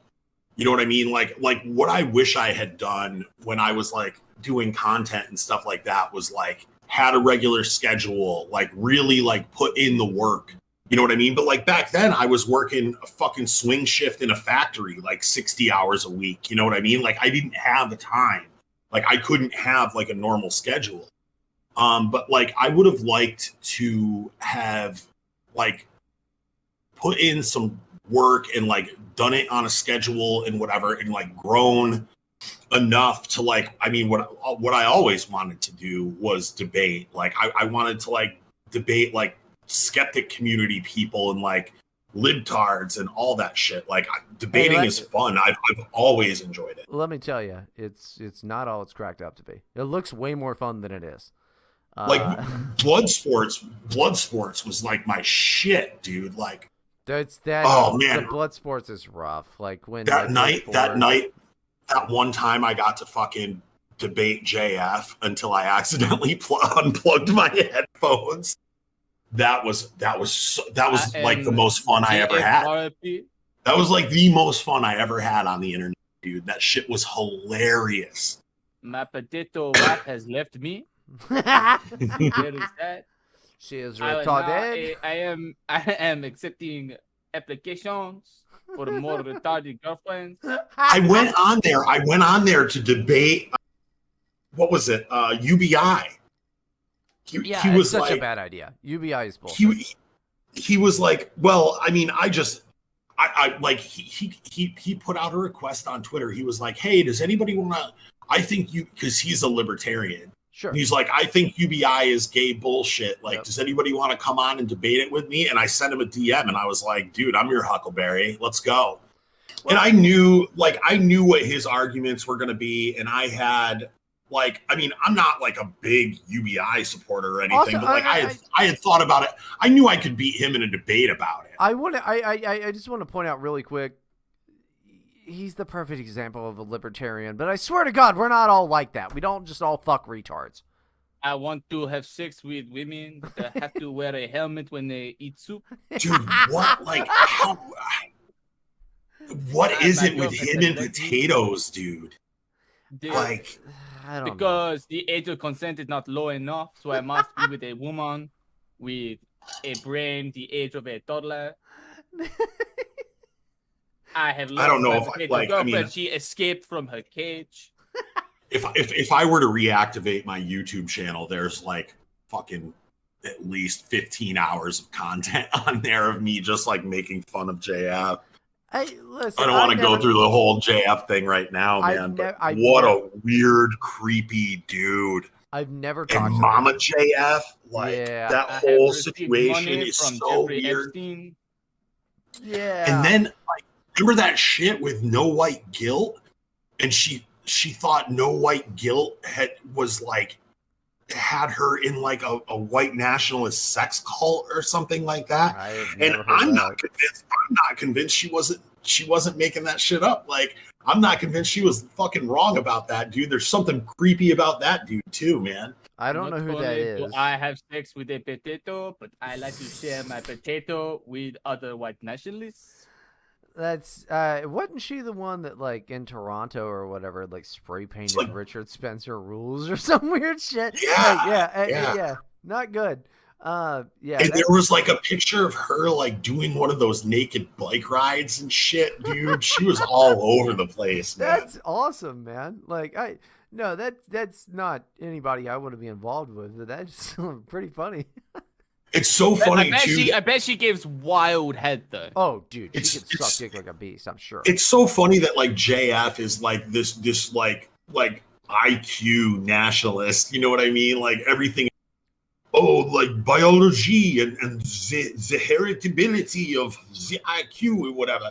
And he thinks he's like this super genius and whatever. And it's like, really bro, like you're choosing to like make children with a potato. Like, maybe like maybe he really is like a super high IQ guy, and this way he can have a child that has like a normal IQ. That way, you don't want to raise a genius, you know, because then they outsmart you all the time. You're like, fuck, how do I raise this kid? That seems rough. I have to make a new drink. We are an hour and a half into this. We can keep going if you'd like, or we can wrap the show up and just keep talking afterwards. It is up to you guys. I'm excited that this is the first Terror House that I've ever done without Matt. And it's probably the best. Episode 62 is the best. It's so much. It's so good. Like, kick him out of the company. Yeah. So I think it got better after we were done.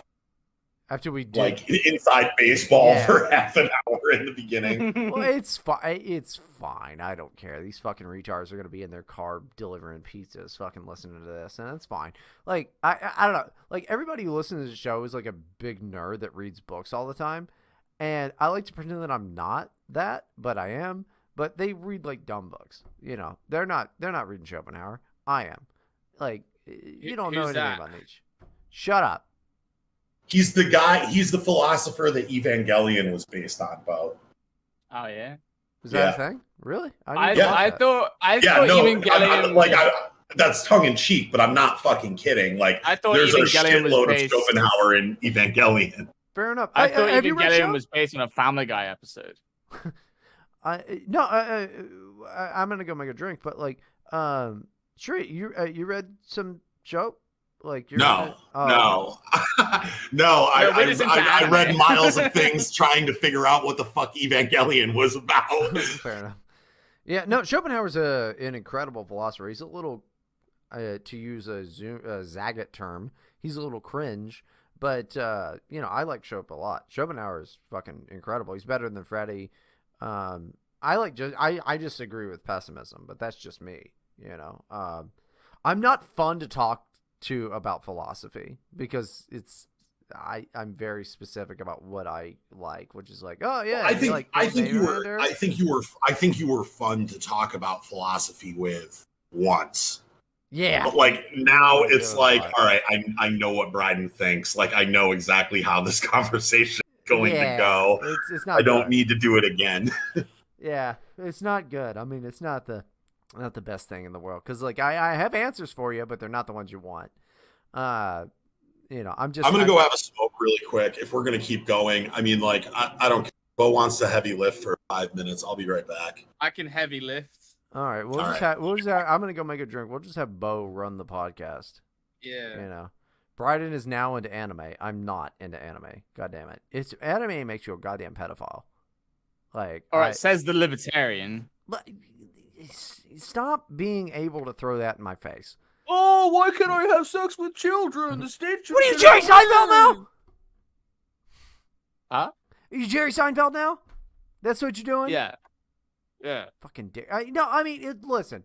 Yes, libertarians are kind of historically terrible, but I promise it's a good fucking ideology. I like it. I like liberty. All right? I like liberty. That's what I like. I don't want to have sex with kids. A lot of those guys do, though, and it's really fucking terrible. We need to return to God. I'm not religious, but we need to return to God. That's what I say. I agree. So I'm just gonna do this solo now. Yeah. I'm gonna go make a drink. All right. Well, chat. Do you want me to put some music behind you? No, it's fine. I can handle this. Okay. I'm ready to take the weight. You're a professional. You're good at this. You're Trova 500. You got it. This giant testicles that I'm gonna carry. All right. I'm gonna go make a drink right now. You're on your own. All right. 3, 2, 1. Yeah. Well, welcome to the English communist subversion of Terror House Radio. I've decided to make it less gay. So we're now gonna start praising Mao. Start praising some Stalin. Little bit of Lenin. Little bit. Not too much. He's had some terrible ideas. Mainly that he thought women should actually be able to have rights at one point, which is just ridiculous.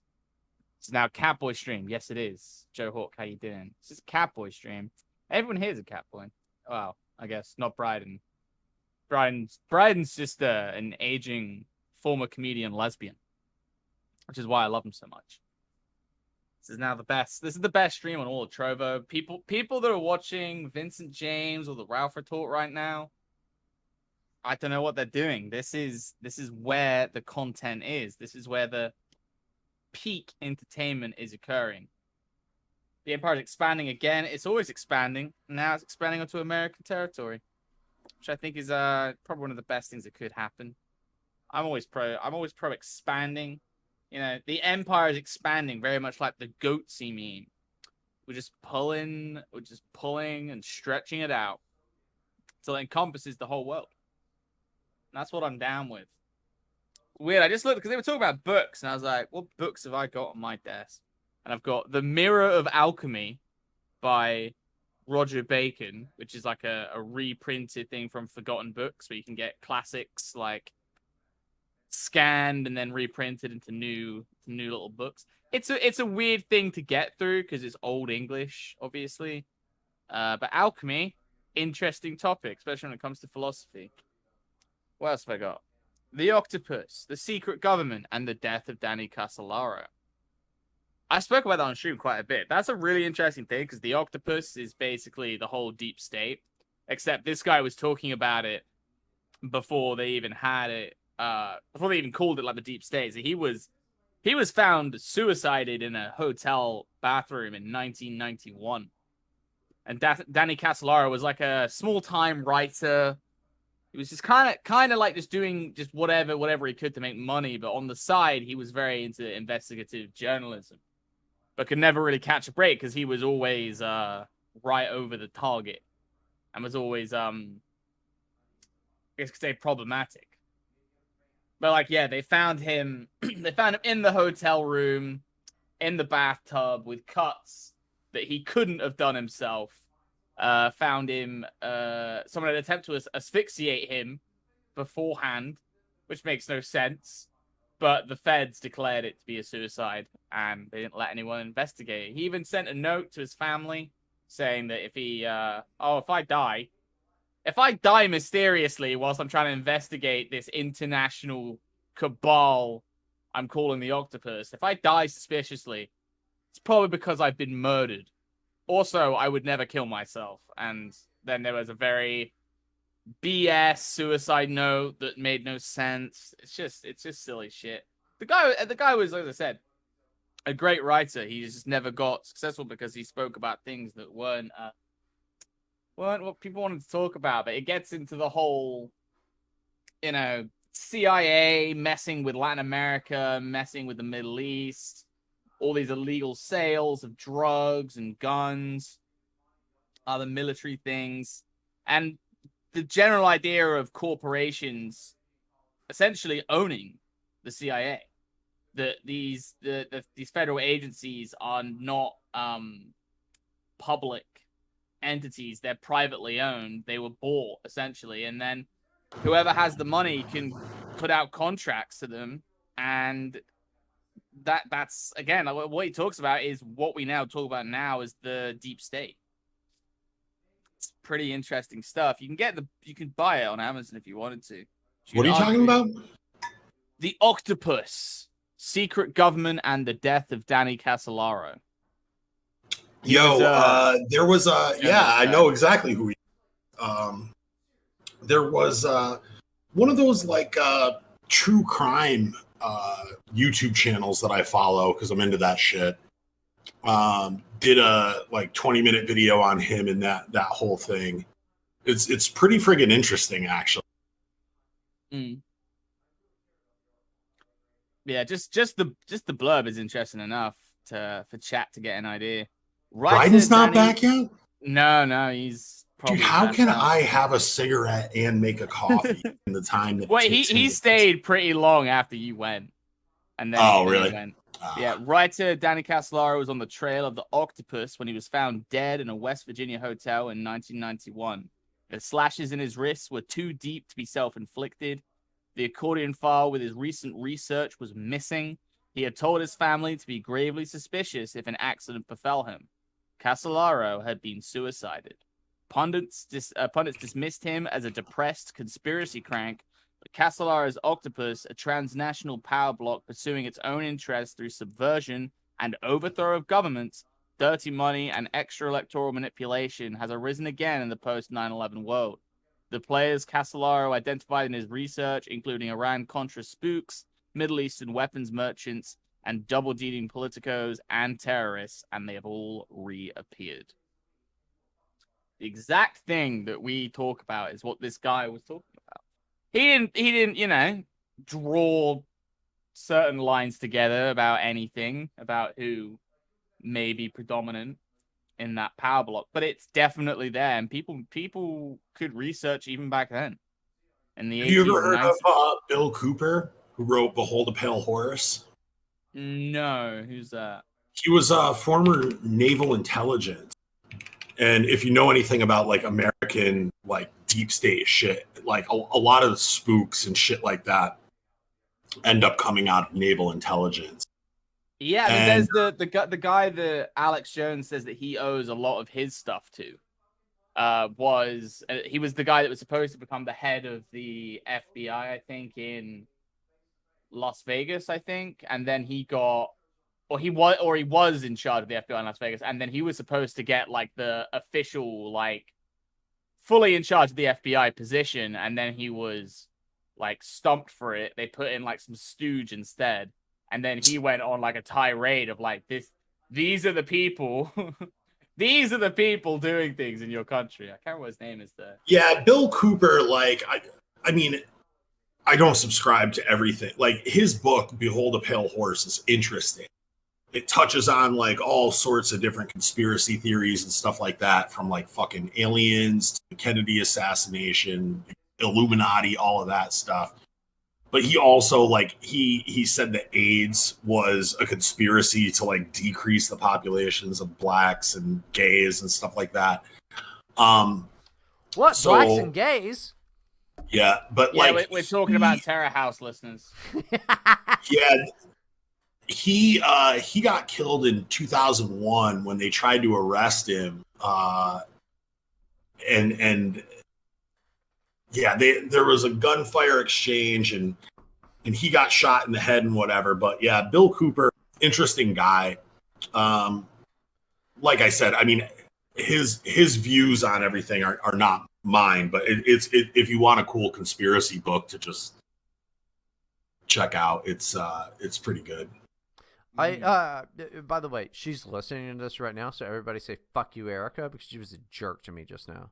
I was making fuck you, Erica. That's right. Fuck you, Erica. You have a small penis. That's right. Well, it's not that small; it's bigger than mine. But no, she's a. I guess I was spilling vodka all over the carpet. You know, what a jerk. Dude, that shit just evaporates. It's not like it smells or... I know. She, she's a real jerk. She's a real jerk. That's what I say. She's a real fucking asshole. Yeah, fuck you, Erica. Yeah, there you go. Get her. Can we get it in the chat? Can we get a real fuck you, Erica, in the chat? Fucking jerk. All she ever does is just shit on me all the time. All I do is I try to. There are guys that are into that. Yeah. I've never watched her take a poop, but I've walked in on her taking a poop before, and it's like, I'm like, why don't you lock the door? Like, what is your? I never want to see you doing that. He was spilling orange juice all over my rug, not vodka. Creatures. No. She's a liar. Oh, a woman lied? Yeah. Whoa. She's a real liar is what she is. That was like when God made women, he was literally doing the troll face at the time. I'm pretty sure of it. Yeah. It's like, this is going to be so funny. See, Rising said alcohol is sanitizing. Exactly. Listen, did I spill vodka and orange juice all over the floor? She should just be so happy to talk to me. Or did you clean the floor? Yeah. Yeah, exactly. Yeah. Think about it. I mean, Desanitizing.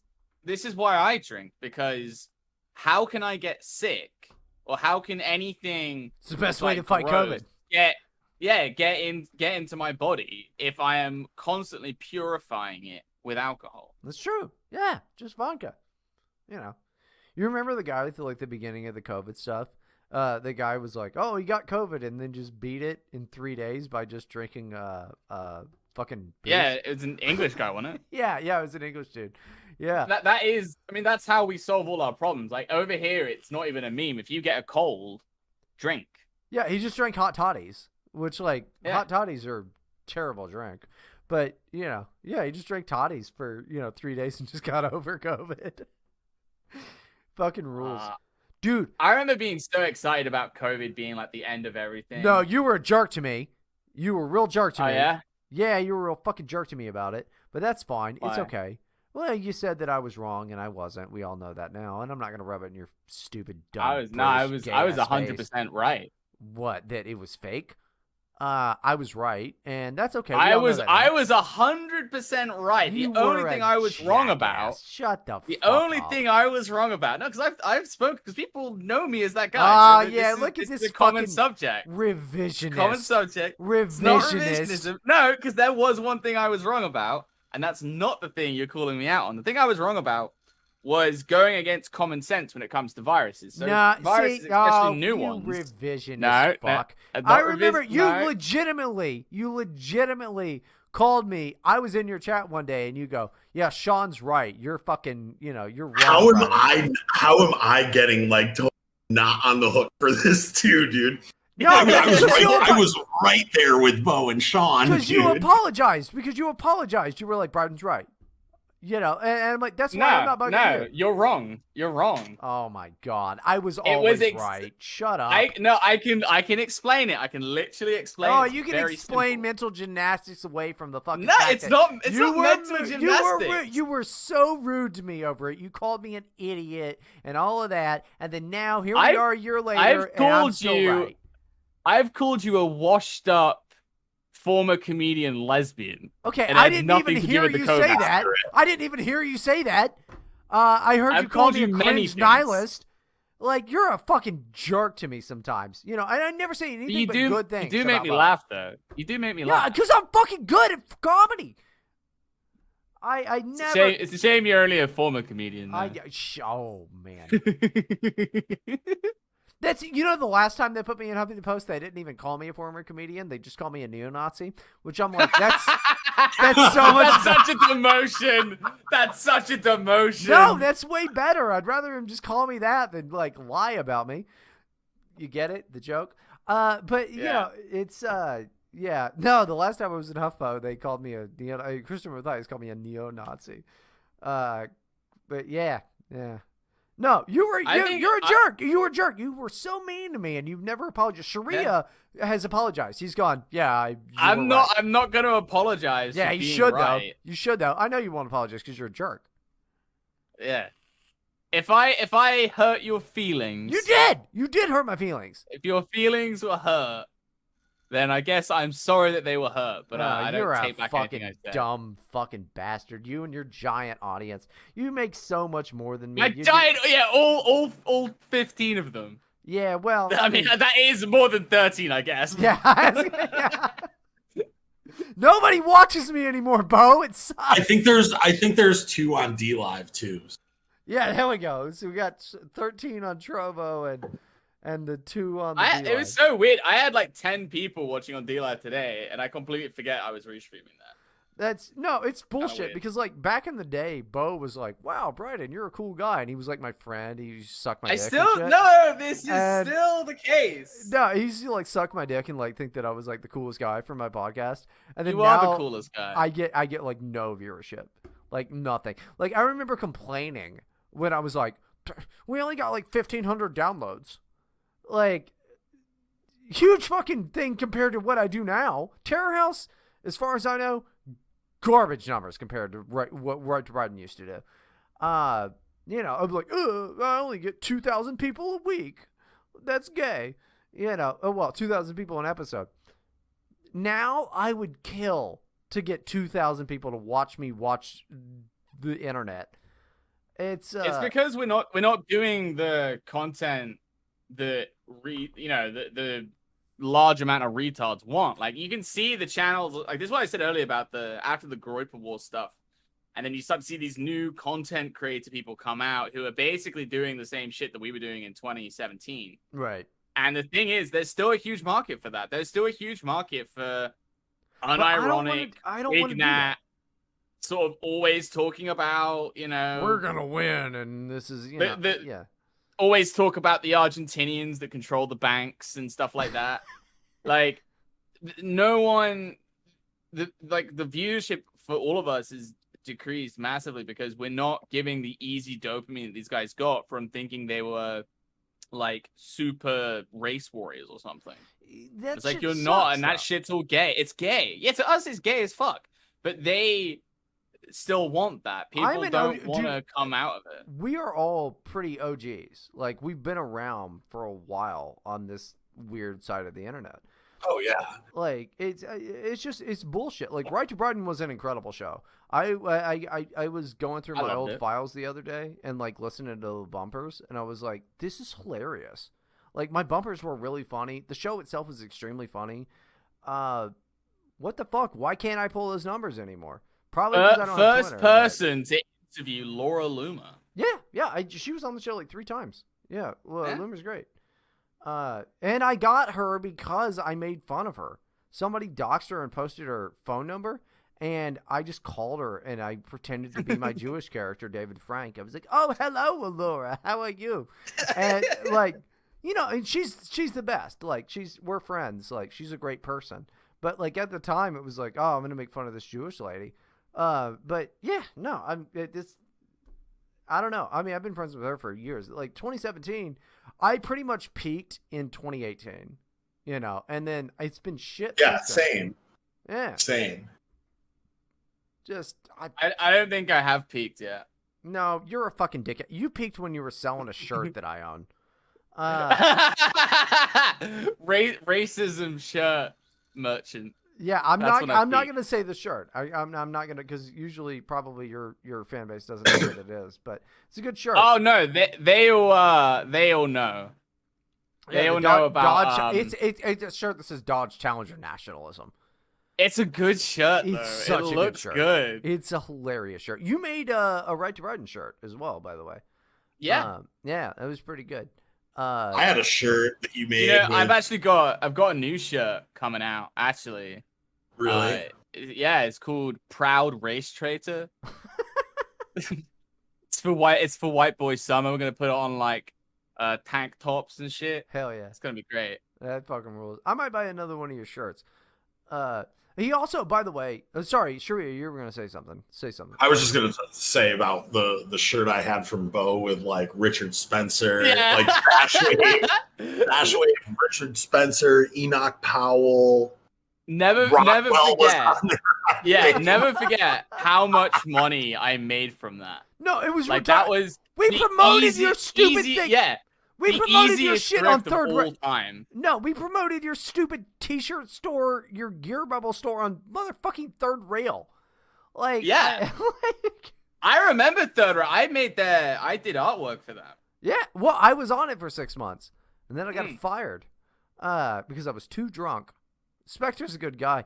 When I hung out with Spectre, he came to Cincinnati one time when we hung out.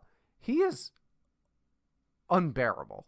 Like, he is really hard to hang out with. He was plastered because he's an old man. So like he's trying to keep up with me drinking, and he's just so drunk. And then I guess he like the hotel he was staying at. I don't even know what he was doing there. But the hotel he stayed at, he like told me the next day, he texted me, he was like, "Yeah, I passed out in the lobby." You know, like we went and got hammered. We got real drunk, me and Spectre, really, really, really drunk. It was fun. Yeah, he's a great guy. I like Spectre. I haven't talked to him for a while, but like Spectre. I've never met him, and we had a bit of a falling out because like I kind of like sided with like the Irony Bro America First contingent against like the whole TRS thing. That was that was like the same thing with me. It's like I was like, well, I'm always just gonna follow the funny. That is right. Yeah, agreed. If that causes some like big emotional rift for you, you're gay. TRS stopped being funny, dude. TRS stopped being funny. Like, I was only on there for Third Rail for 6 months, and it was great. It was a really fun show. Also, during that time, like, we did several episodes of the 86ers, which was me and Roscoe Jones and Spectre, which was a very funny show. You know, because we would, like, do rotating hosts, and, like, every time somebody had to come up with a game and stuff like that. It was a funny show. TRS stopped being funny. Like, TRS sucks now. TRS is terrible. I've tried listening to The Daily Show a couple times, and it's horrible. Like they're I not haven't. funny. They're bad. I haven't. I'm almost tempted to just like check out that blast from the past and see what's going on over there. Yeah. Just like I was almost tempted to watch that Sargon video, even though I couldn't bring myself to do it. I mean, go listen to the Daily Show. It sucks. Like, it's bad. Fascination, bad. You know, like, I like James Alsop because James Alsop's actually a really solid person and a really nice guy, and I'll never say anything to the otherwise. You know, we haven't talked for, like 4 or 5 years, but he's a really solid dude, you know, and I wish Fascination the best. But I just couldn't respect somebody who used to lick Richard Spencer's dick that hard, dude. He's the smartest person with Down syndrome that I've ever seen. No, that's mean. He's smarter than me. He's smarter than me. Well, yeah, I'll never forget that when Nick and James were doing what was it Nationalist Review? Yeah. And Richard Spencer came on, and James was just like. He was like a little girl with a crush. And Nick played that so funny, like, because Nick was just like Nick would chime in occasionally. Richard knew even back then that like Nick was a rival, and that like it was gonna be a problem down the road or whatever. But like Nick, I remember he was like really quiet that show. Like he would interject a little bit here and there, but like Richard Spencer, like he was just letting Richard go off because it was like some of the shit when Richard was talking about like turning all of Africa into like a park where blacks could like become who they is by going back to their like spear chucker roots. And shit like this, it was like, whoa, dude. I never heard that. I never heard that. I will tell you, Richard Spencer is a fucking dickhead. Like, I've never met the man. I very, very consciously, I've never been in a photo with him before. Richard Spencer, like, I'm real dumb. I did the goddamn Roman on an IRL stream with Victor Alaska, and it haunts me to this day. But You did a Roman? Yeah, that's what everybody says, is they got that picture of me. That's in the documentary on the Porcelain documentary. Porcelain's a faggot, by the way. All he does is attack comedians. But yeah, Porcelain sucks. He's a piece of shit. Now, if I ever see him, I'm gonna armbar him real hard. Like, come to America, you little fucking. I almost said the N-word. Come to America, Porcelain. Come to America. I'll armbar you real hard. I'm gonna attack you. Like, not in Minecraft, in real life. I'm gonna attack Porcelain if he ever comes to America. Because he's a liar. He's a liar. But yeah, I did a Roman on a Baked Alaska stream in 2015, and then now people call me a Nazi for that. I don't know. I've been doing Nazi jokes like my entire comedy career, so it's bullshit. But yeah, it is what it is. It is what it is. I don't care. If Antifa, if they want to, lie about me, then that's what they do. And like Porcelain's a liar. He's a piece of shit. He's a liar. But I forgot where I was coming with this, other than like Richard Spencer is a jackass, and I purposely tried to not be in pictures with him. I've never met him. I've never met the guy. I almost got arrested with Return to tradition. I almost tried to get arrested with pederasty. Yeah, I know you used to try. Hold on. Return to pederasty. No, we're talking about Richard Spencer, not Milo. Richard Spencer is like he's into that. Maybe the only part of Greco-Roman history that he's in for is the whole. I mean, the funniest thing he's ever said is like, we all got through our Greco-Roman phase, and it's like, all right, so you fucked a guy once, and that's fine. Wasn't he into like theater too? Like, wasn't he like didn't he go through like a drama club phase? Probably. Who cares? I mean, like, I think he still is in that. Yeah, listen, like I literally have nothing bad to say about Richard Spencer besides I think that he's a Democrat. Like he's not. I don't agree with. He's a racist libtard. He kind of always has been. Right? Yeah. I mean, he's a statist. He's one of those people that's like, hey, buddy, I only suck white dicks. Get out. You see this? This means not welcome, and it's like a pink swastika. He's like, I only suck white dicks. No, I like listen. Yeah. No, for real. Like he's a statist, and I don't like that. Hans Hermann Hoppe has the same thing to say about Richard Spencer because Hoppe used to know Spencer, and his complaint is, I don't know why he started being such a statist. Richard Spencer is an advocate for big government, and I'm not, so I don't care. Him being racist, I'm an advocate I'm for racist. big government. I know you are. You're a fucking commie piece. Yeah, of me shit. too. You're also a commie piece of fucking. You guys are bad at ideas, but no, you are. You're really dumb, but it's fine. Besides you guys being dumb, like I don't care if you're a racist. I'm like, well, that's fine. Don't make it your whole character, but that's fine. That's why I like black nationalists so much. Like Marcus Garvey, I think is an incredible author. But I don't know. It's just I'm not an advocate for big government. It's stupid. I want the government to leave me alone. I want to be left alone. And some people who happen to agree with me culturally are advocates for a big government, and that's bullshit. And Richard Spencer is one of those people. I think he's a dumbass, but we agree on some things, and I won't pretend that we don't.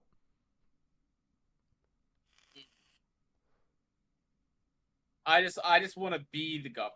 I want to be the Iron Fist. Yeah, I know you do. I know both and of you. I want to hunt. I want to hunt down every single libertarian. I know you do. And force them to look at a government-built road. Yeah, I know you do. But it doesn't make you right. I want to tie them to the government-built road and then drive over them in my government tank. Yeah, I know you do. I know. I'm gonna flash all these government identification cards I have. Yeah, well, you're gonna have. Yeah, how about that? I want somebody. I want like a government agent posted outside Bryden's door to his condo that he has to show his papers to every time he wants to go to the store for a bottle of booze. We are about 6 months away from that being a reality. So, yeah, I know. I want Bryden to need a license to poop. Little poop license. It's like, oh, hey, buddy, you haven't filled out your forms yet. You're not allowed to do that. See, I'm a little bit freedom oriented. I wouldn't make Bryden have a license to poop. I would just make him have a license to flush. So if he could poop 2 or 3 times before he needed to flush. Well, that is city water, So. Exactly. No, I don't know. I mean, like, I'm fiercely libertarian on so much stuff, but I hate that libertarians. The age of consent. Shut up! Stop it.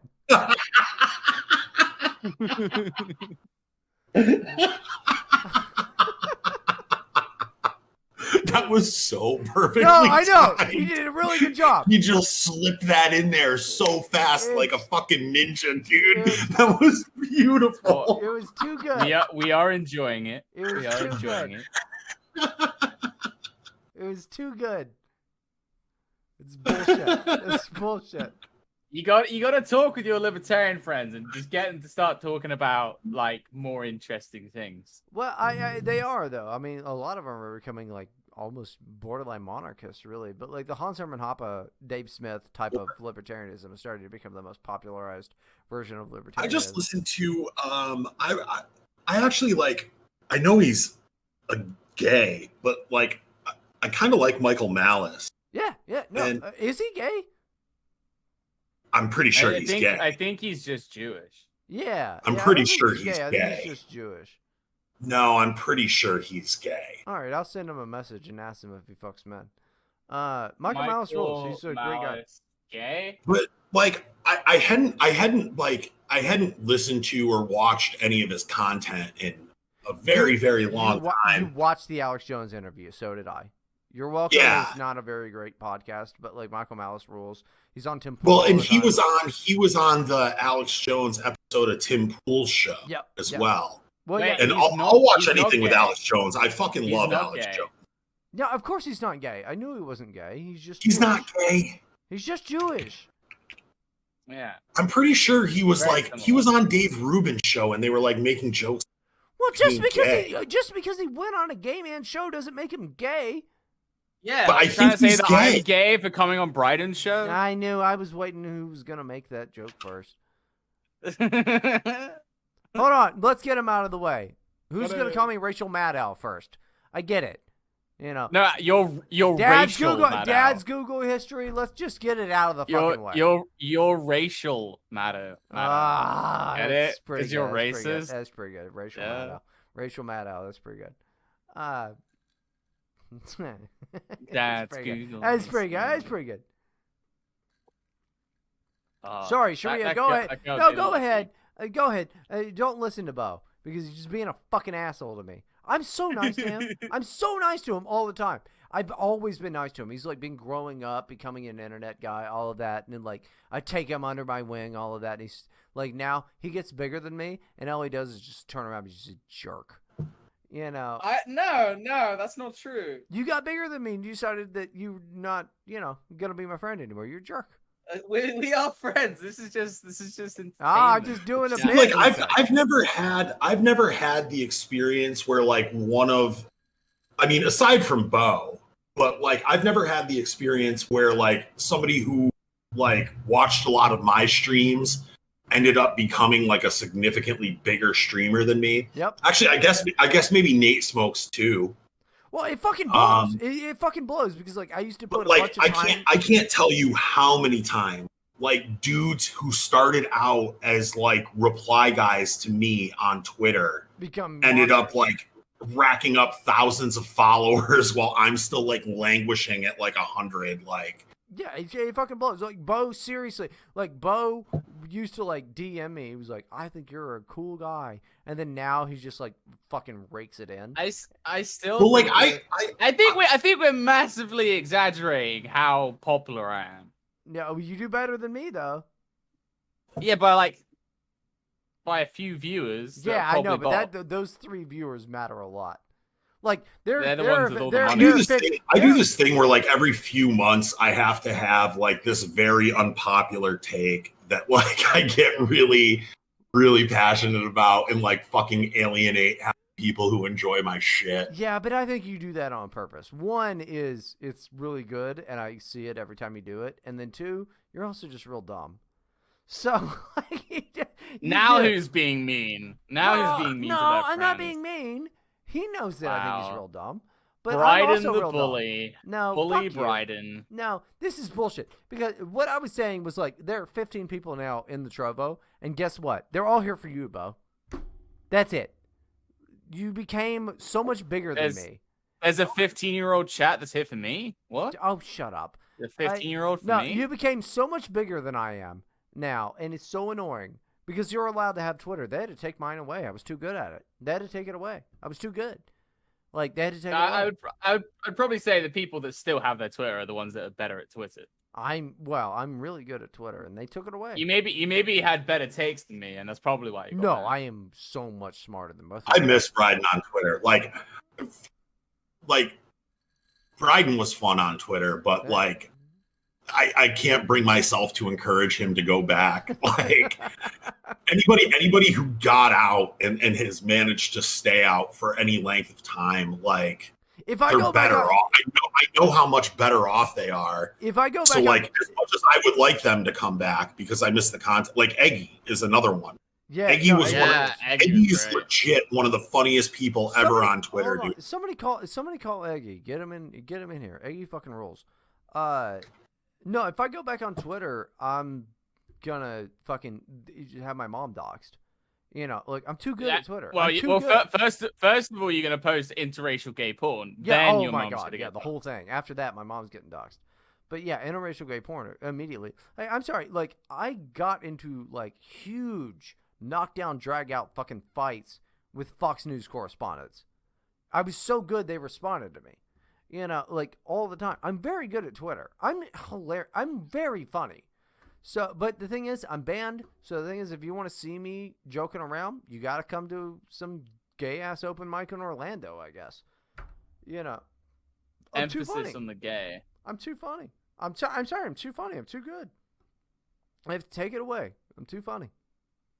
I remember my previous account, and I managed to get Joy Reid fired from her job. That was pretty funny. Well, technically it wasn't fired. She got demoted, but she no longer had the job that she did have. Joy Reid. I remember on my old website, I used to run alternative right coalition.com. I wrote an article called "Stupid N-Word Joy Reid Falls for Anime Hentai Racist Article" or something, because it was an article you wrote for Anime Right, and then you remember it was the Twitter thread or whatever. I wrote an entire article on that.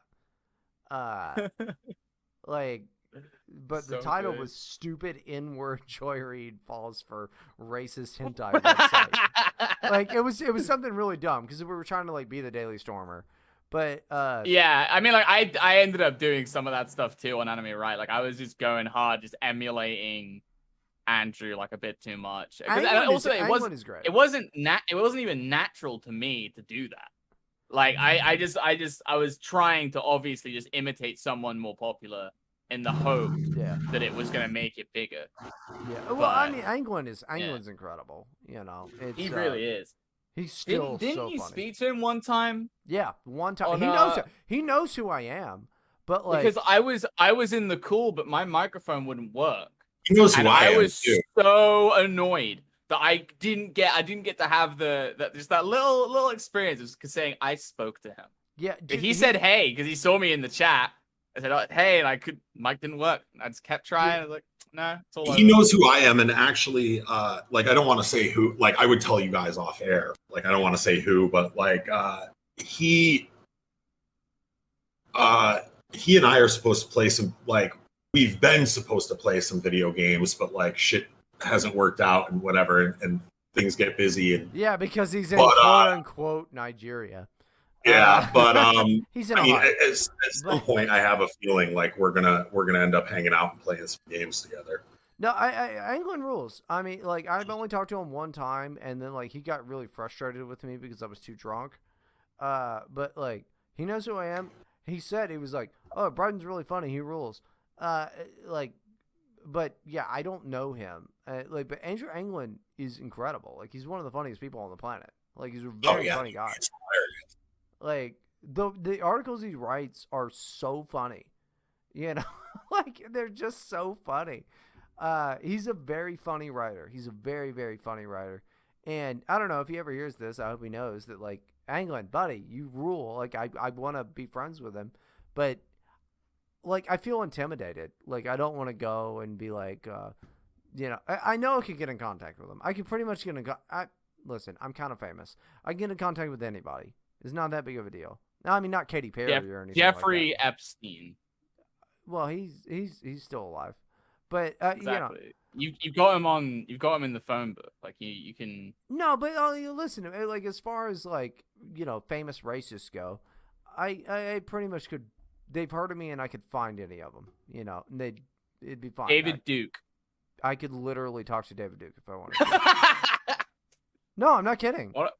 I want to know what he thinks about anime. I've met David Duke. What does he think of anime? I don't know. Probably, hopefully he agrees with me. Makes you a pedophile. Sorry. The good doctor, David Duke. We got to call him by his title. David Duke's a goddamn jackass. But since we're talking about England and David Duke at the moment, there was a meme going around on Twitter that was it had a picture of 9 people, and it was you can choose 3 of these people to fight with you, but the other 6 are trying to kill you. Who do you pick? Hold on. Who are they? Let me hear it. All right, let's see if I can remember them all. One of them was Mike Enoch, Pat Little. Can I just kill Mike Enoch? Chris Cantwell. Nope. All of these people. Paul Nealon. All of these people are people I want to die. Anglin, David Duke, Candace Owens. Okay, I'm going Anglin and Candace Owens immediately. Who else? Cantwell's in prison. Cantwell was in prison for terroristic threats. Because he's a jackass. Oh, I thought he was in prison for being gay. No, I think that's just something that's happened to him now. That's disappointing. Yeah, he also, by the way, he shouldn't be in prison. He just threatened to rape All somebody. right, so here are the 9. I've got the meme right here. Okay. Hold on, and I'll post it in post it in the thing. I want to see it. Yeah. This is the best episode of Terror House Radio ever. All right, so you've got Enoch, Patrick Little, Richard Spencer, Heimbach, Anglin, and Cantwell, Nealon, Duke, and Candace Owens. 3 of them will protect you. The other 6 are trying to kill you. Which 3 do you pick to protect you? Okay. No, for real. I'm gonna go Anglin, Candace Owens, and David Duke. That's my pick too. So I went here. I'll give you mine and my reasoning. I went Cantwell because I figure he's shot guns the most, and he probably has enough meth to get the whole squad amped up for the fight. That's true. David Duke. The problem is you have to put it in your ass. David Duke, because he actually eats healthy and lifts weights. He loves broccoli. The downside with David Duke is you have to listen to him talk broccoli the whole time. This is so 2017. This rule. This is so 2017. And then I picked Anglin just so I had somebody cool to crack jokes with, so I don't die of cringe. Completely. No, it's. I mean, actually, I think I'm gonna revise my choice. Actually, so it's gonna be Anglin because I need someone to make me laugh. Yeah. It's gonna be the good doctor because he's gonna bring the guns. He's gonna bring the guns, and then Patrick Little for air support. No. We're never air support. Air support. He's gonna be in the blimp. he's gonna do. We'll watch the ground. You watch the skies. Literally, yeah. I'm sorted. The one of the best. I should upload it to YouTube. One of the best videos I ever made for Twitter was Patrick Little going, "All right, so it's where I'm here, where I am, and all that. Let's go name the Jew." Dun, dun, dun, dun, dun. I just put the Jackass intro after that. People got furious. They were so mad. Marry, what's her name? Oh, yeah. What is her name? The peanut bitch. I interviewed for my show one time with her. She was great. Who? Fuck. What is her name? God damn it. The one that did the racist cartoons. Yeah. She's really talented. Yeah. Emily Eucas. Yeah.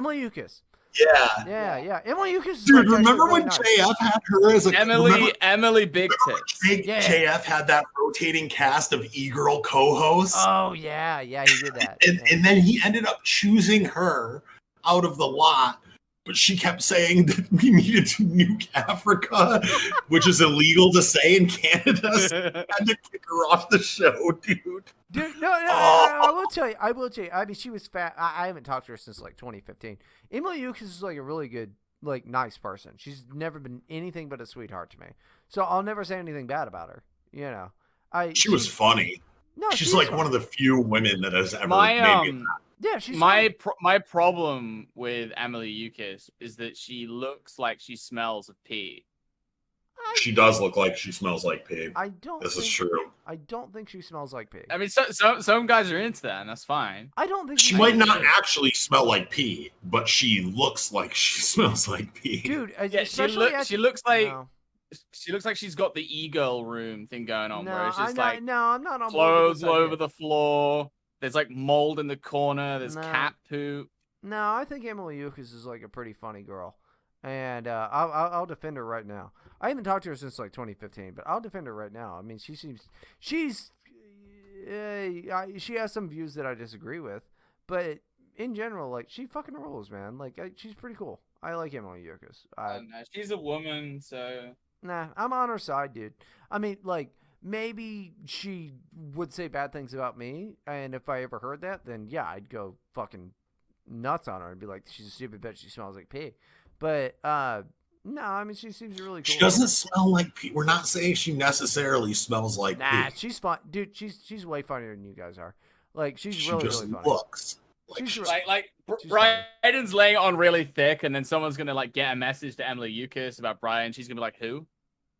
Yeah, she might. Honest to God, she's literally, honest to God, might say who, But I don't know. She was on my show one time early in its inception of Rachel Bryden, and we used to be buddies, But I haven't talked to her for fucking 6 years. But yeah, she's a funny person, man. Like, what's that dog cartoon that she did? She's funny, man. She's funny. She's actually funny. If you ever talked to her before, she's actually funny. And that's rare for women. They're usually not funny. But for a girl, she's super funny, dude. Like, she's really funny. Yeah, no, I agree. She's funny. Yeah, I stand by that. I don't know. I stand by it. She's funny. She's Never really funny. Never made me laugh. Well, you're too dumb. You're British. You didn't understand it because of the accent. There was no Clay, so I wasn't interested. Yeah, Bo's so British that he can only laugh when men dress in. Yeah, it's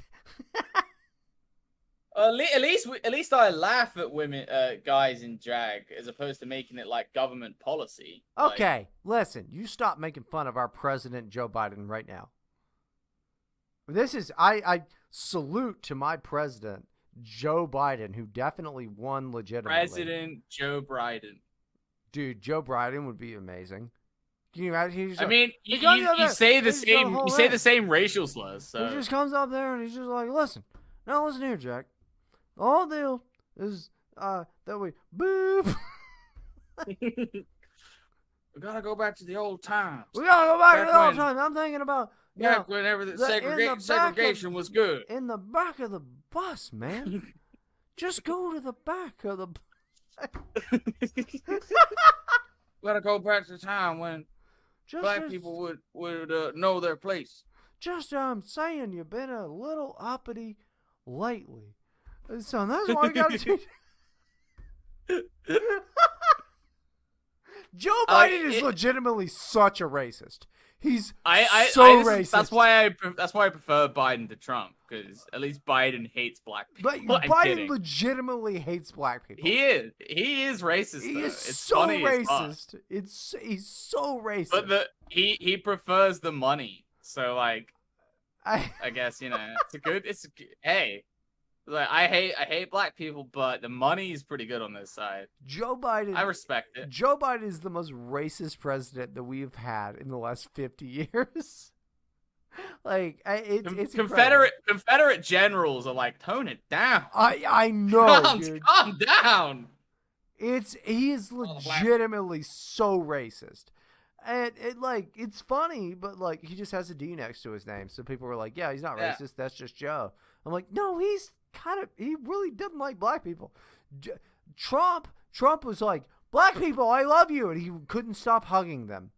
I love black people so much. I love them to the best. So I've been scrolling the timeline like occasionally throughout the course of this conversation, and apparently, you know how like it's tradition that like sports teams that win go to the White House and whatever. Yeah. So the Bucks were just at the White House, and Tom Brady is up at the microphone speech, and he's like, a lot of people didn't think we could possibly win the Super Bowl. He's like, in fact, I'm convinced that about 40% of them still don't think we won. And Joe Biden goes, I know what that feels. That's pretty funny. It is pretty funny. It was definitely like scripted. It like there's no way that was just like an impromptu thing. But. No, Biden's funny, man. He's fine. He's not as funny as Trump, but he's pretty funny. That rules. Tom Brady is the man, though. I'm sorry, Tom Brady's the man. I'll bet if he wanted to play baseball, he'd be good at it. You know what I've had trouble with this all day. So like I just started doing weight training, right? Like 3 months ago. That's why I feel comfortable talking about it.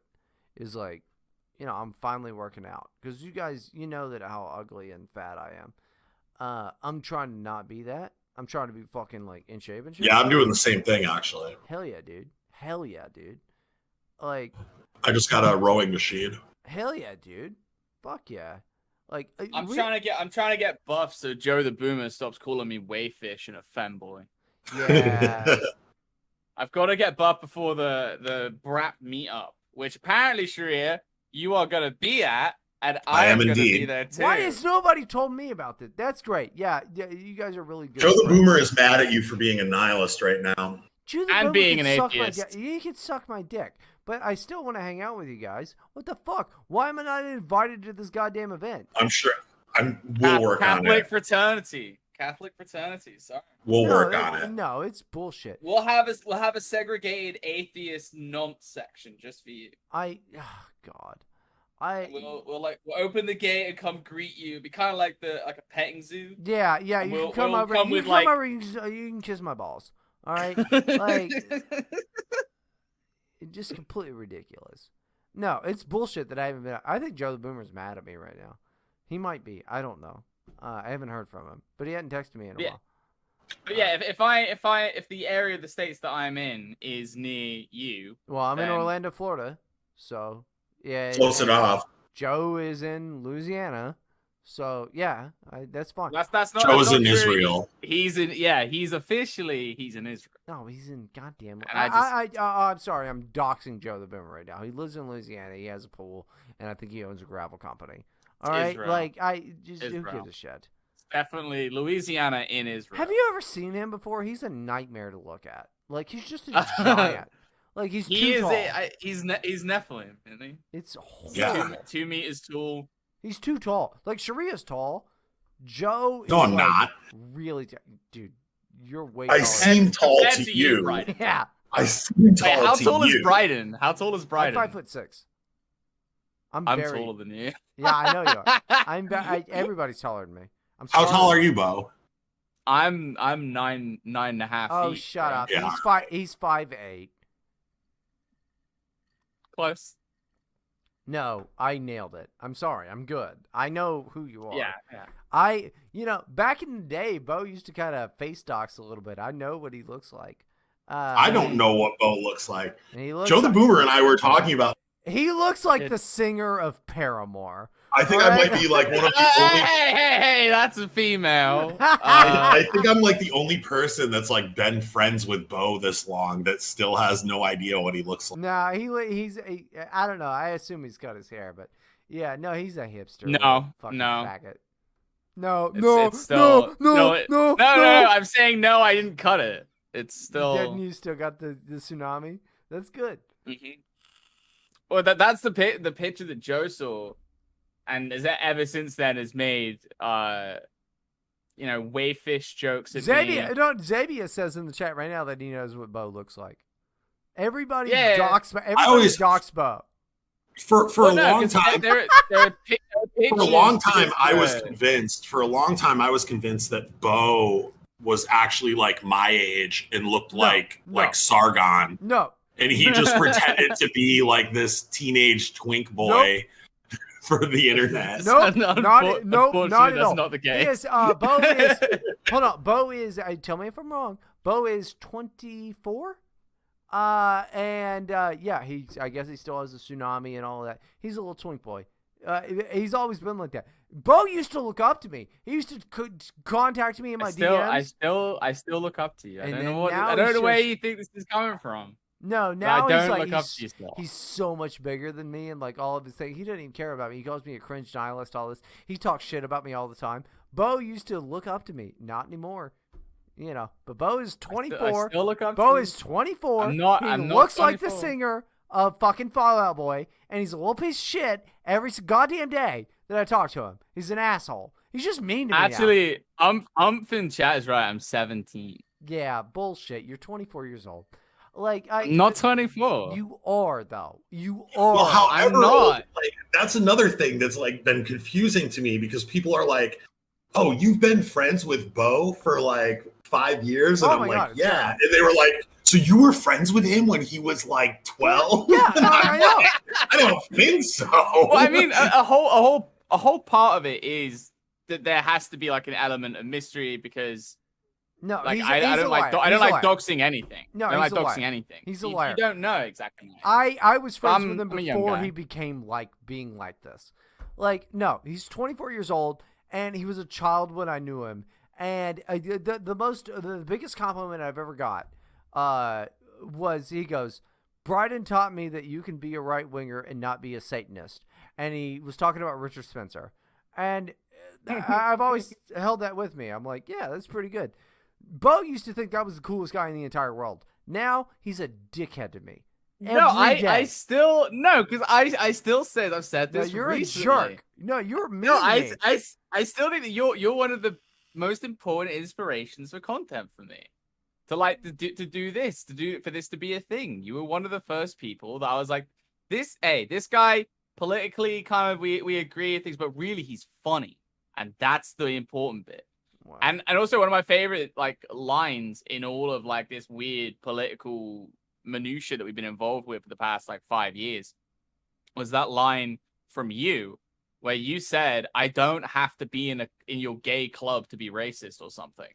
And it's like, I was like, that's so true. You don't have, what's with this whole thing of like, we all have to like form a line, fellas. We got to all fall in. Yeah, dude. No. I can say funny shit without being in your weird club. Well, sure. I mean, a big thing I was trying to do on Right to Bryden all the time, I would tell people, just be fucking normal. Just be a normal person. Yeah. You know? Well, it's from you. That's what I say to my chat. I got it from you, which is like, don't be the fucking spurg at the dinner table trying to like tell your parents about FBI crime statistics. What the fuck is wrong with you? Yeah. Like you complain about not being able to meet a girl, and that's because as soon as you meet a girl, you start talking about a cabal that is. I mean, you're right. Well, you're right. Don't start the conversation with that. Did you see that thing? Did you see that thing recently? Hold on, Sharia, real quick. It fucking rules that like my girlfriend I met at Charlottesville, bro. Like, yeah, I delivered you to her. Yeah, you did. Like it fucking rules. Like my girlfriend is like crazy racist, dude. Former Identity Europa person, all of that. Like Erica is fucking incredible. Like it's like. If we go out to like eat or something and she's like, fucking black people, I'm like, fucking black people, that's right. Like it's really cool. Like I don't care about Charlottesville. We lost that one, and we were set up and we lost, but I got a girlfriend out of it. Like we've been dating for almost 5 years. I've just been living and it's terrible, but like, you know, I'm going to marry this girl. You know, like, this is who I'm going to be with for the rest of my life. Incredible. Thank you, racism. Thank you, racism, for bringing me to this woman. Sorry. Racism gave me debilitating schizophrenia. Dude, I just got a girlfriend out of it. All right, so what I wanted to ask Bo, because he's still on Twitter, did you see that thing a while back, Bo? Where it was like some Catholic e-girl account was talking about how she went on a date with a groiper. Uh-oh. She like had this tweet thing where she was like, yeah, so I met this guy on like Catholic Match or something like that. No, I do know what you're talking about. And we went to dinner, and he like all he wanted to talk about was like crime statistics or whatever. It's like I don't know, that could have been like a joke. You know what I mean? Like I'm not entirely sure that was real, but like if it wasn't real in this particular case, like I am sure there are girls that have gone on dates with these kids and had to sit through that for an hour and a half. Despite being, it's just like, just eat your nachos. Somebody in the chat goes, is he talking about Sean? Lol. That rules. I'm gonna go take a piss, so you guys as professionals take care of it. Cool. Basically doing the whole show for you. Wow. It's been a funny ride though. How long have we been going? Like 2.5 hours? 2.5? 2.5. Yeah. I barely could do 2 hours of my podcast because I'm just not interesting enough. and the other guys will just keep it going. I'm like, I'm just gonna drink. You had like when we were talking about like how like COVID was like peak content and whatever. You had a good grift going there. We would just like watch like 3 hours of anime every afternoon. Yeah, pretty much. Like that was like just like, oh yeah, we're gonna watch all of Dragon Ball Z. We're gonna watch all of Dragon Ball and then watch all of Dragon Ball Z. Yeah. And get paid to do it. It I was still have to there was an anime that you were watching on there. What's it called? One where it's like Psychopath is what it was. Psychopaths? And I remember like I watched a few episodes on your stream and I was like, this is the shit.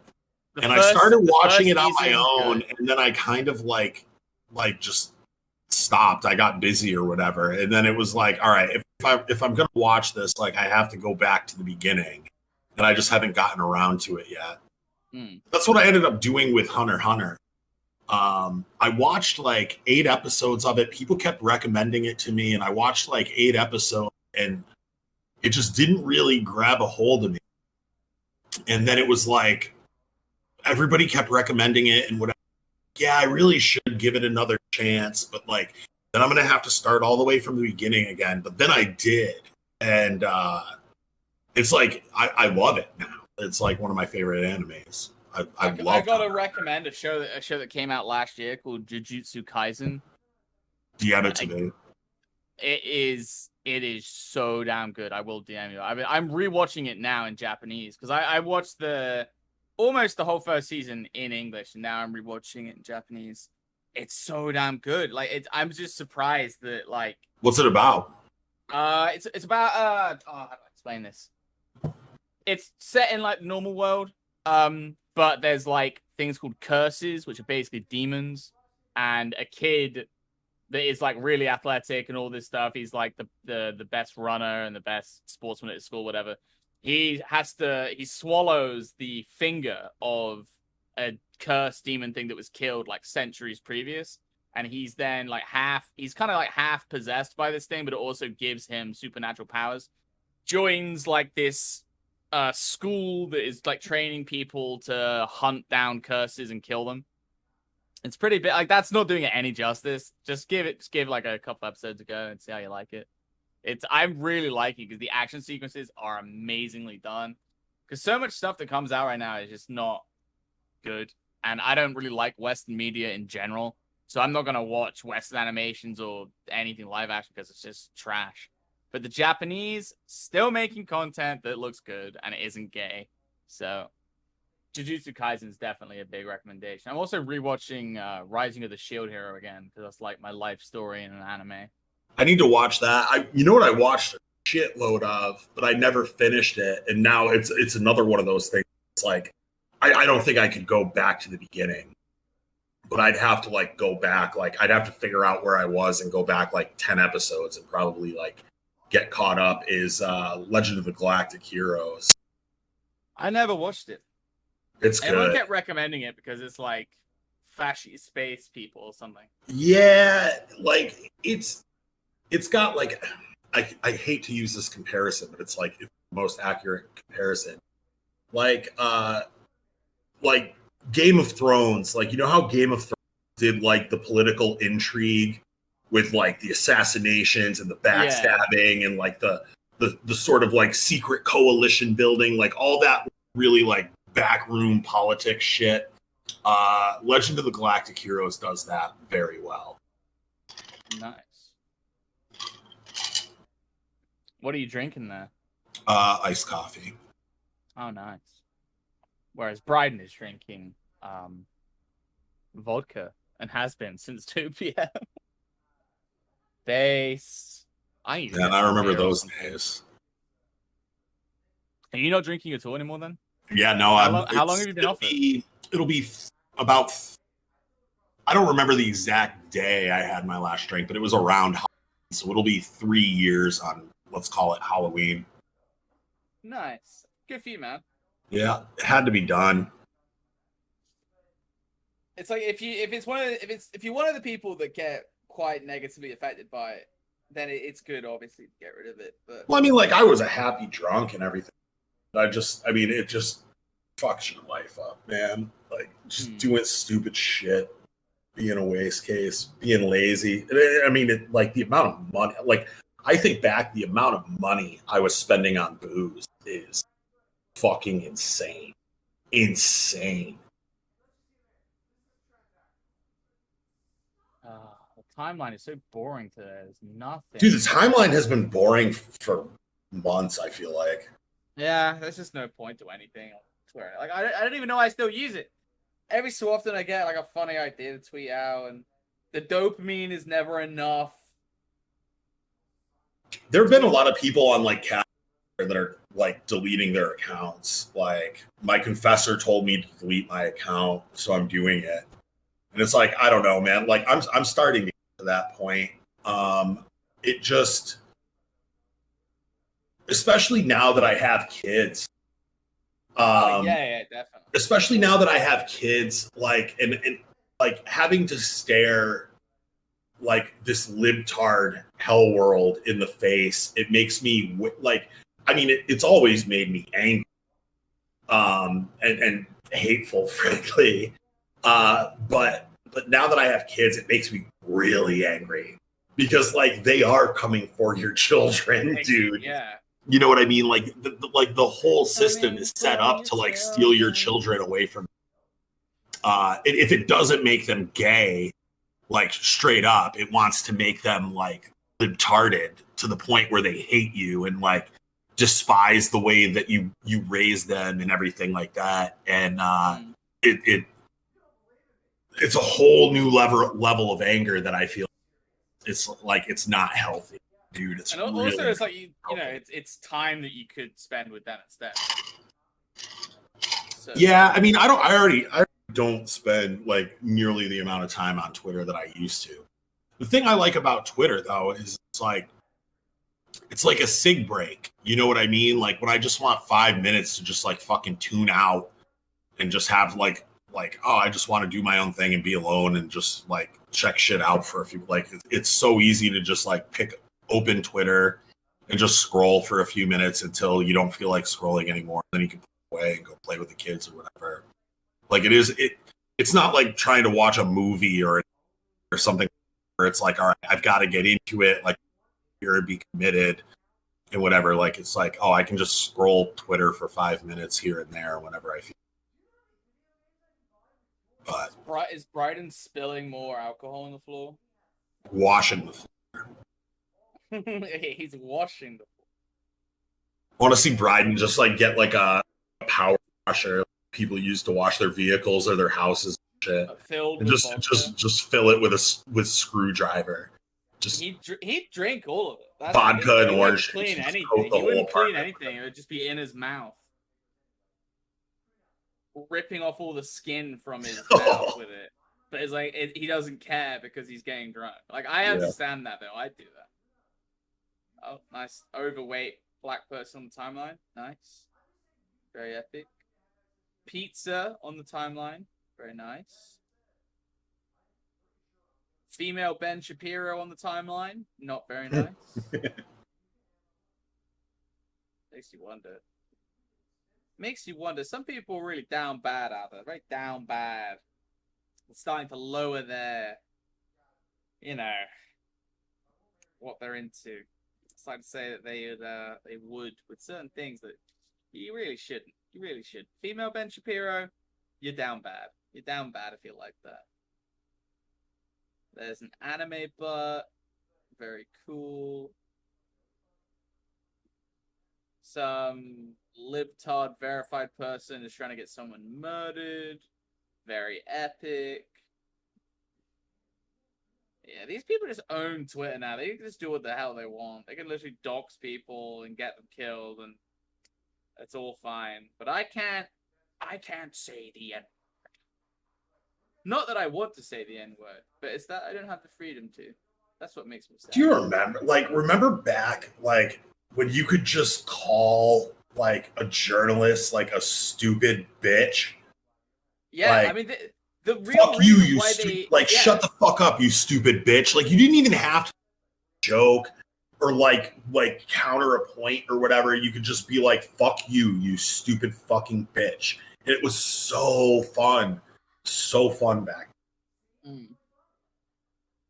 But I mean, that's why they brought all the censorship in. It was because you could ratio journalists by calling them slurs, and Yeah. you're not allowed to mock these sacred cows. Yeah. Because they're supposed to be in modernity. They're supposed to be the priestly class. Twitter has been like totally downhill. They like remember when they started censoring people saying code? Oh yeah, exactly, yeah. Learn to code. Oh, what's that journalist? You're losing your job. Learn to code. Then you're banned. It's like, oh, wow, that's interesting. I remember they did whole articles literally telling the working class of America to do exactly that. Yeah. Oh, hey, you're a poor coal miner from West Virginia who's going to get their career annihilated if Hillary wins. Like, oh, fuck you, learn to code. Yeah, these people they're going to a special hell.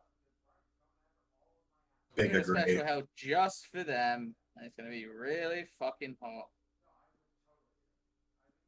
I feel like the timeline has just been like altered to the point where I don't see any new tweets. Or if it is a new tweet, it's fucking boring and pointless and not interesting. Yeah. It's over. It's over. It's over.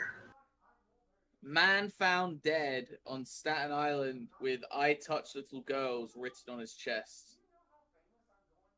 Based. Pedos getting the rope. Let's go.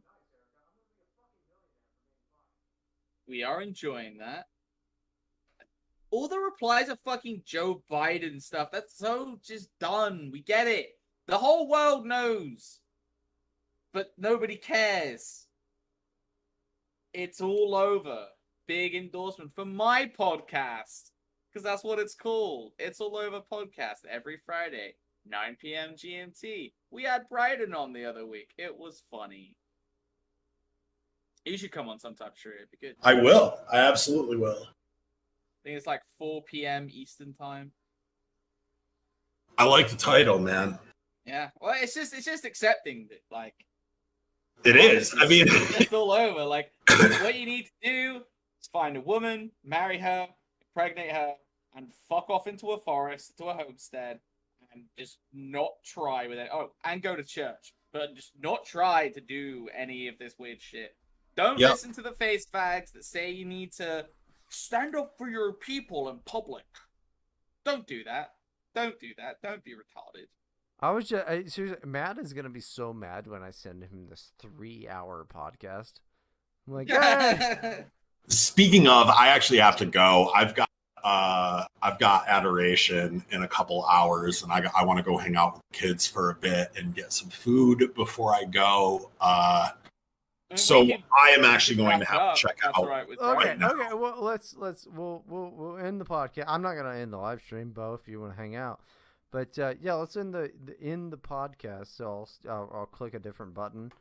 Hold on, let me play the intro music again, and then I'll stop the record. But Matt is gonna be so mad. He's gonna be like, "What the fuck did you guys do?" Like, 2 hours and 40 minutes. Yeah, oh, dude, seriously, it's been 2 hours and 42 minutes of like the best episode of Terror House Radio in the world. So hold on before you go, and before we end the podcast and the live stream can continue. But Sharia, where can we find you, buddy? Nowhere, dude. Nowhere. Fish and Friend on Twitter. That's it, dude. FISHE. Wait, no. FISH. Oh, you're so good at this. On Twitter, and that's it. That's it. I don't stream. Like, don't worry. I still have all that shit, but don't worry about it. I'm never going to be on there. Somebody is calling me right now. Hold on, real quick. Let's take this phone call. I gotta go. I'm not waiting for you to take a call. I'll catch you guys later. See ya. Hello? Are you looking for Bryden? Oh wow, me too.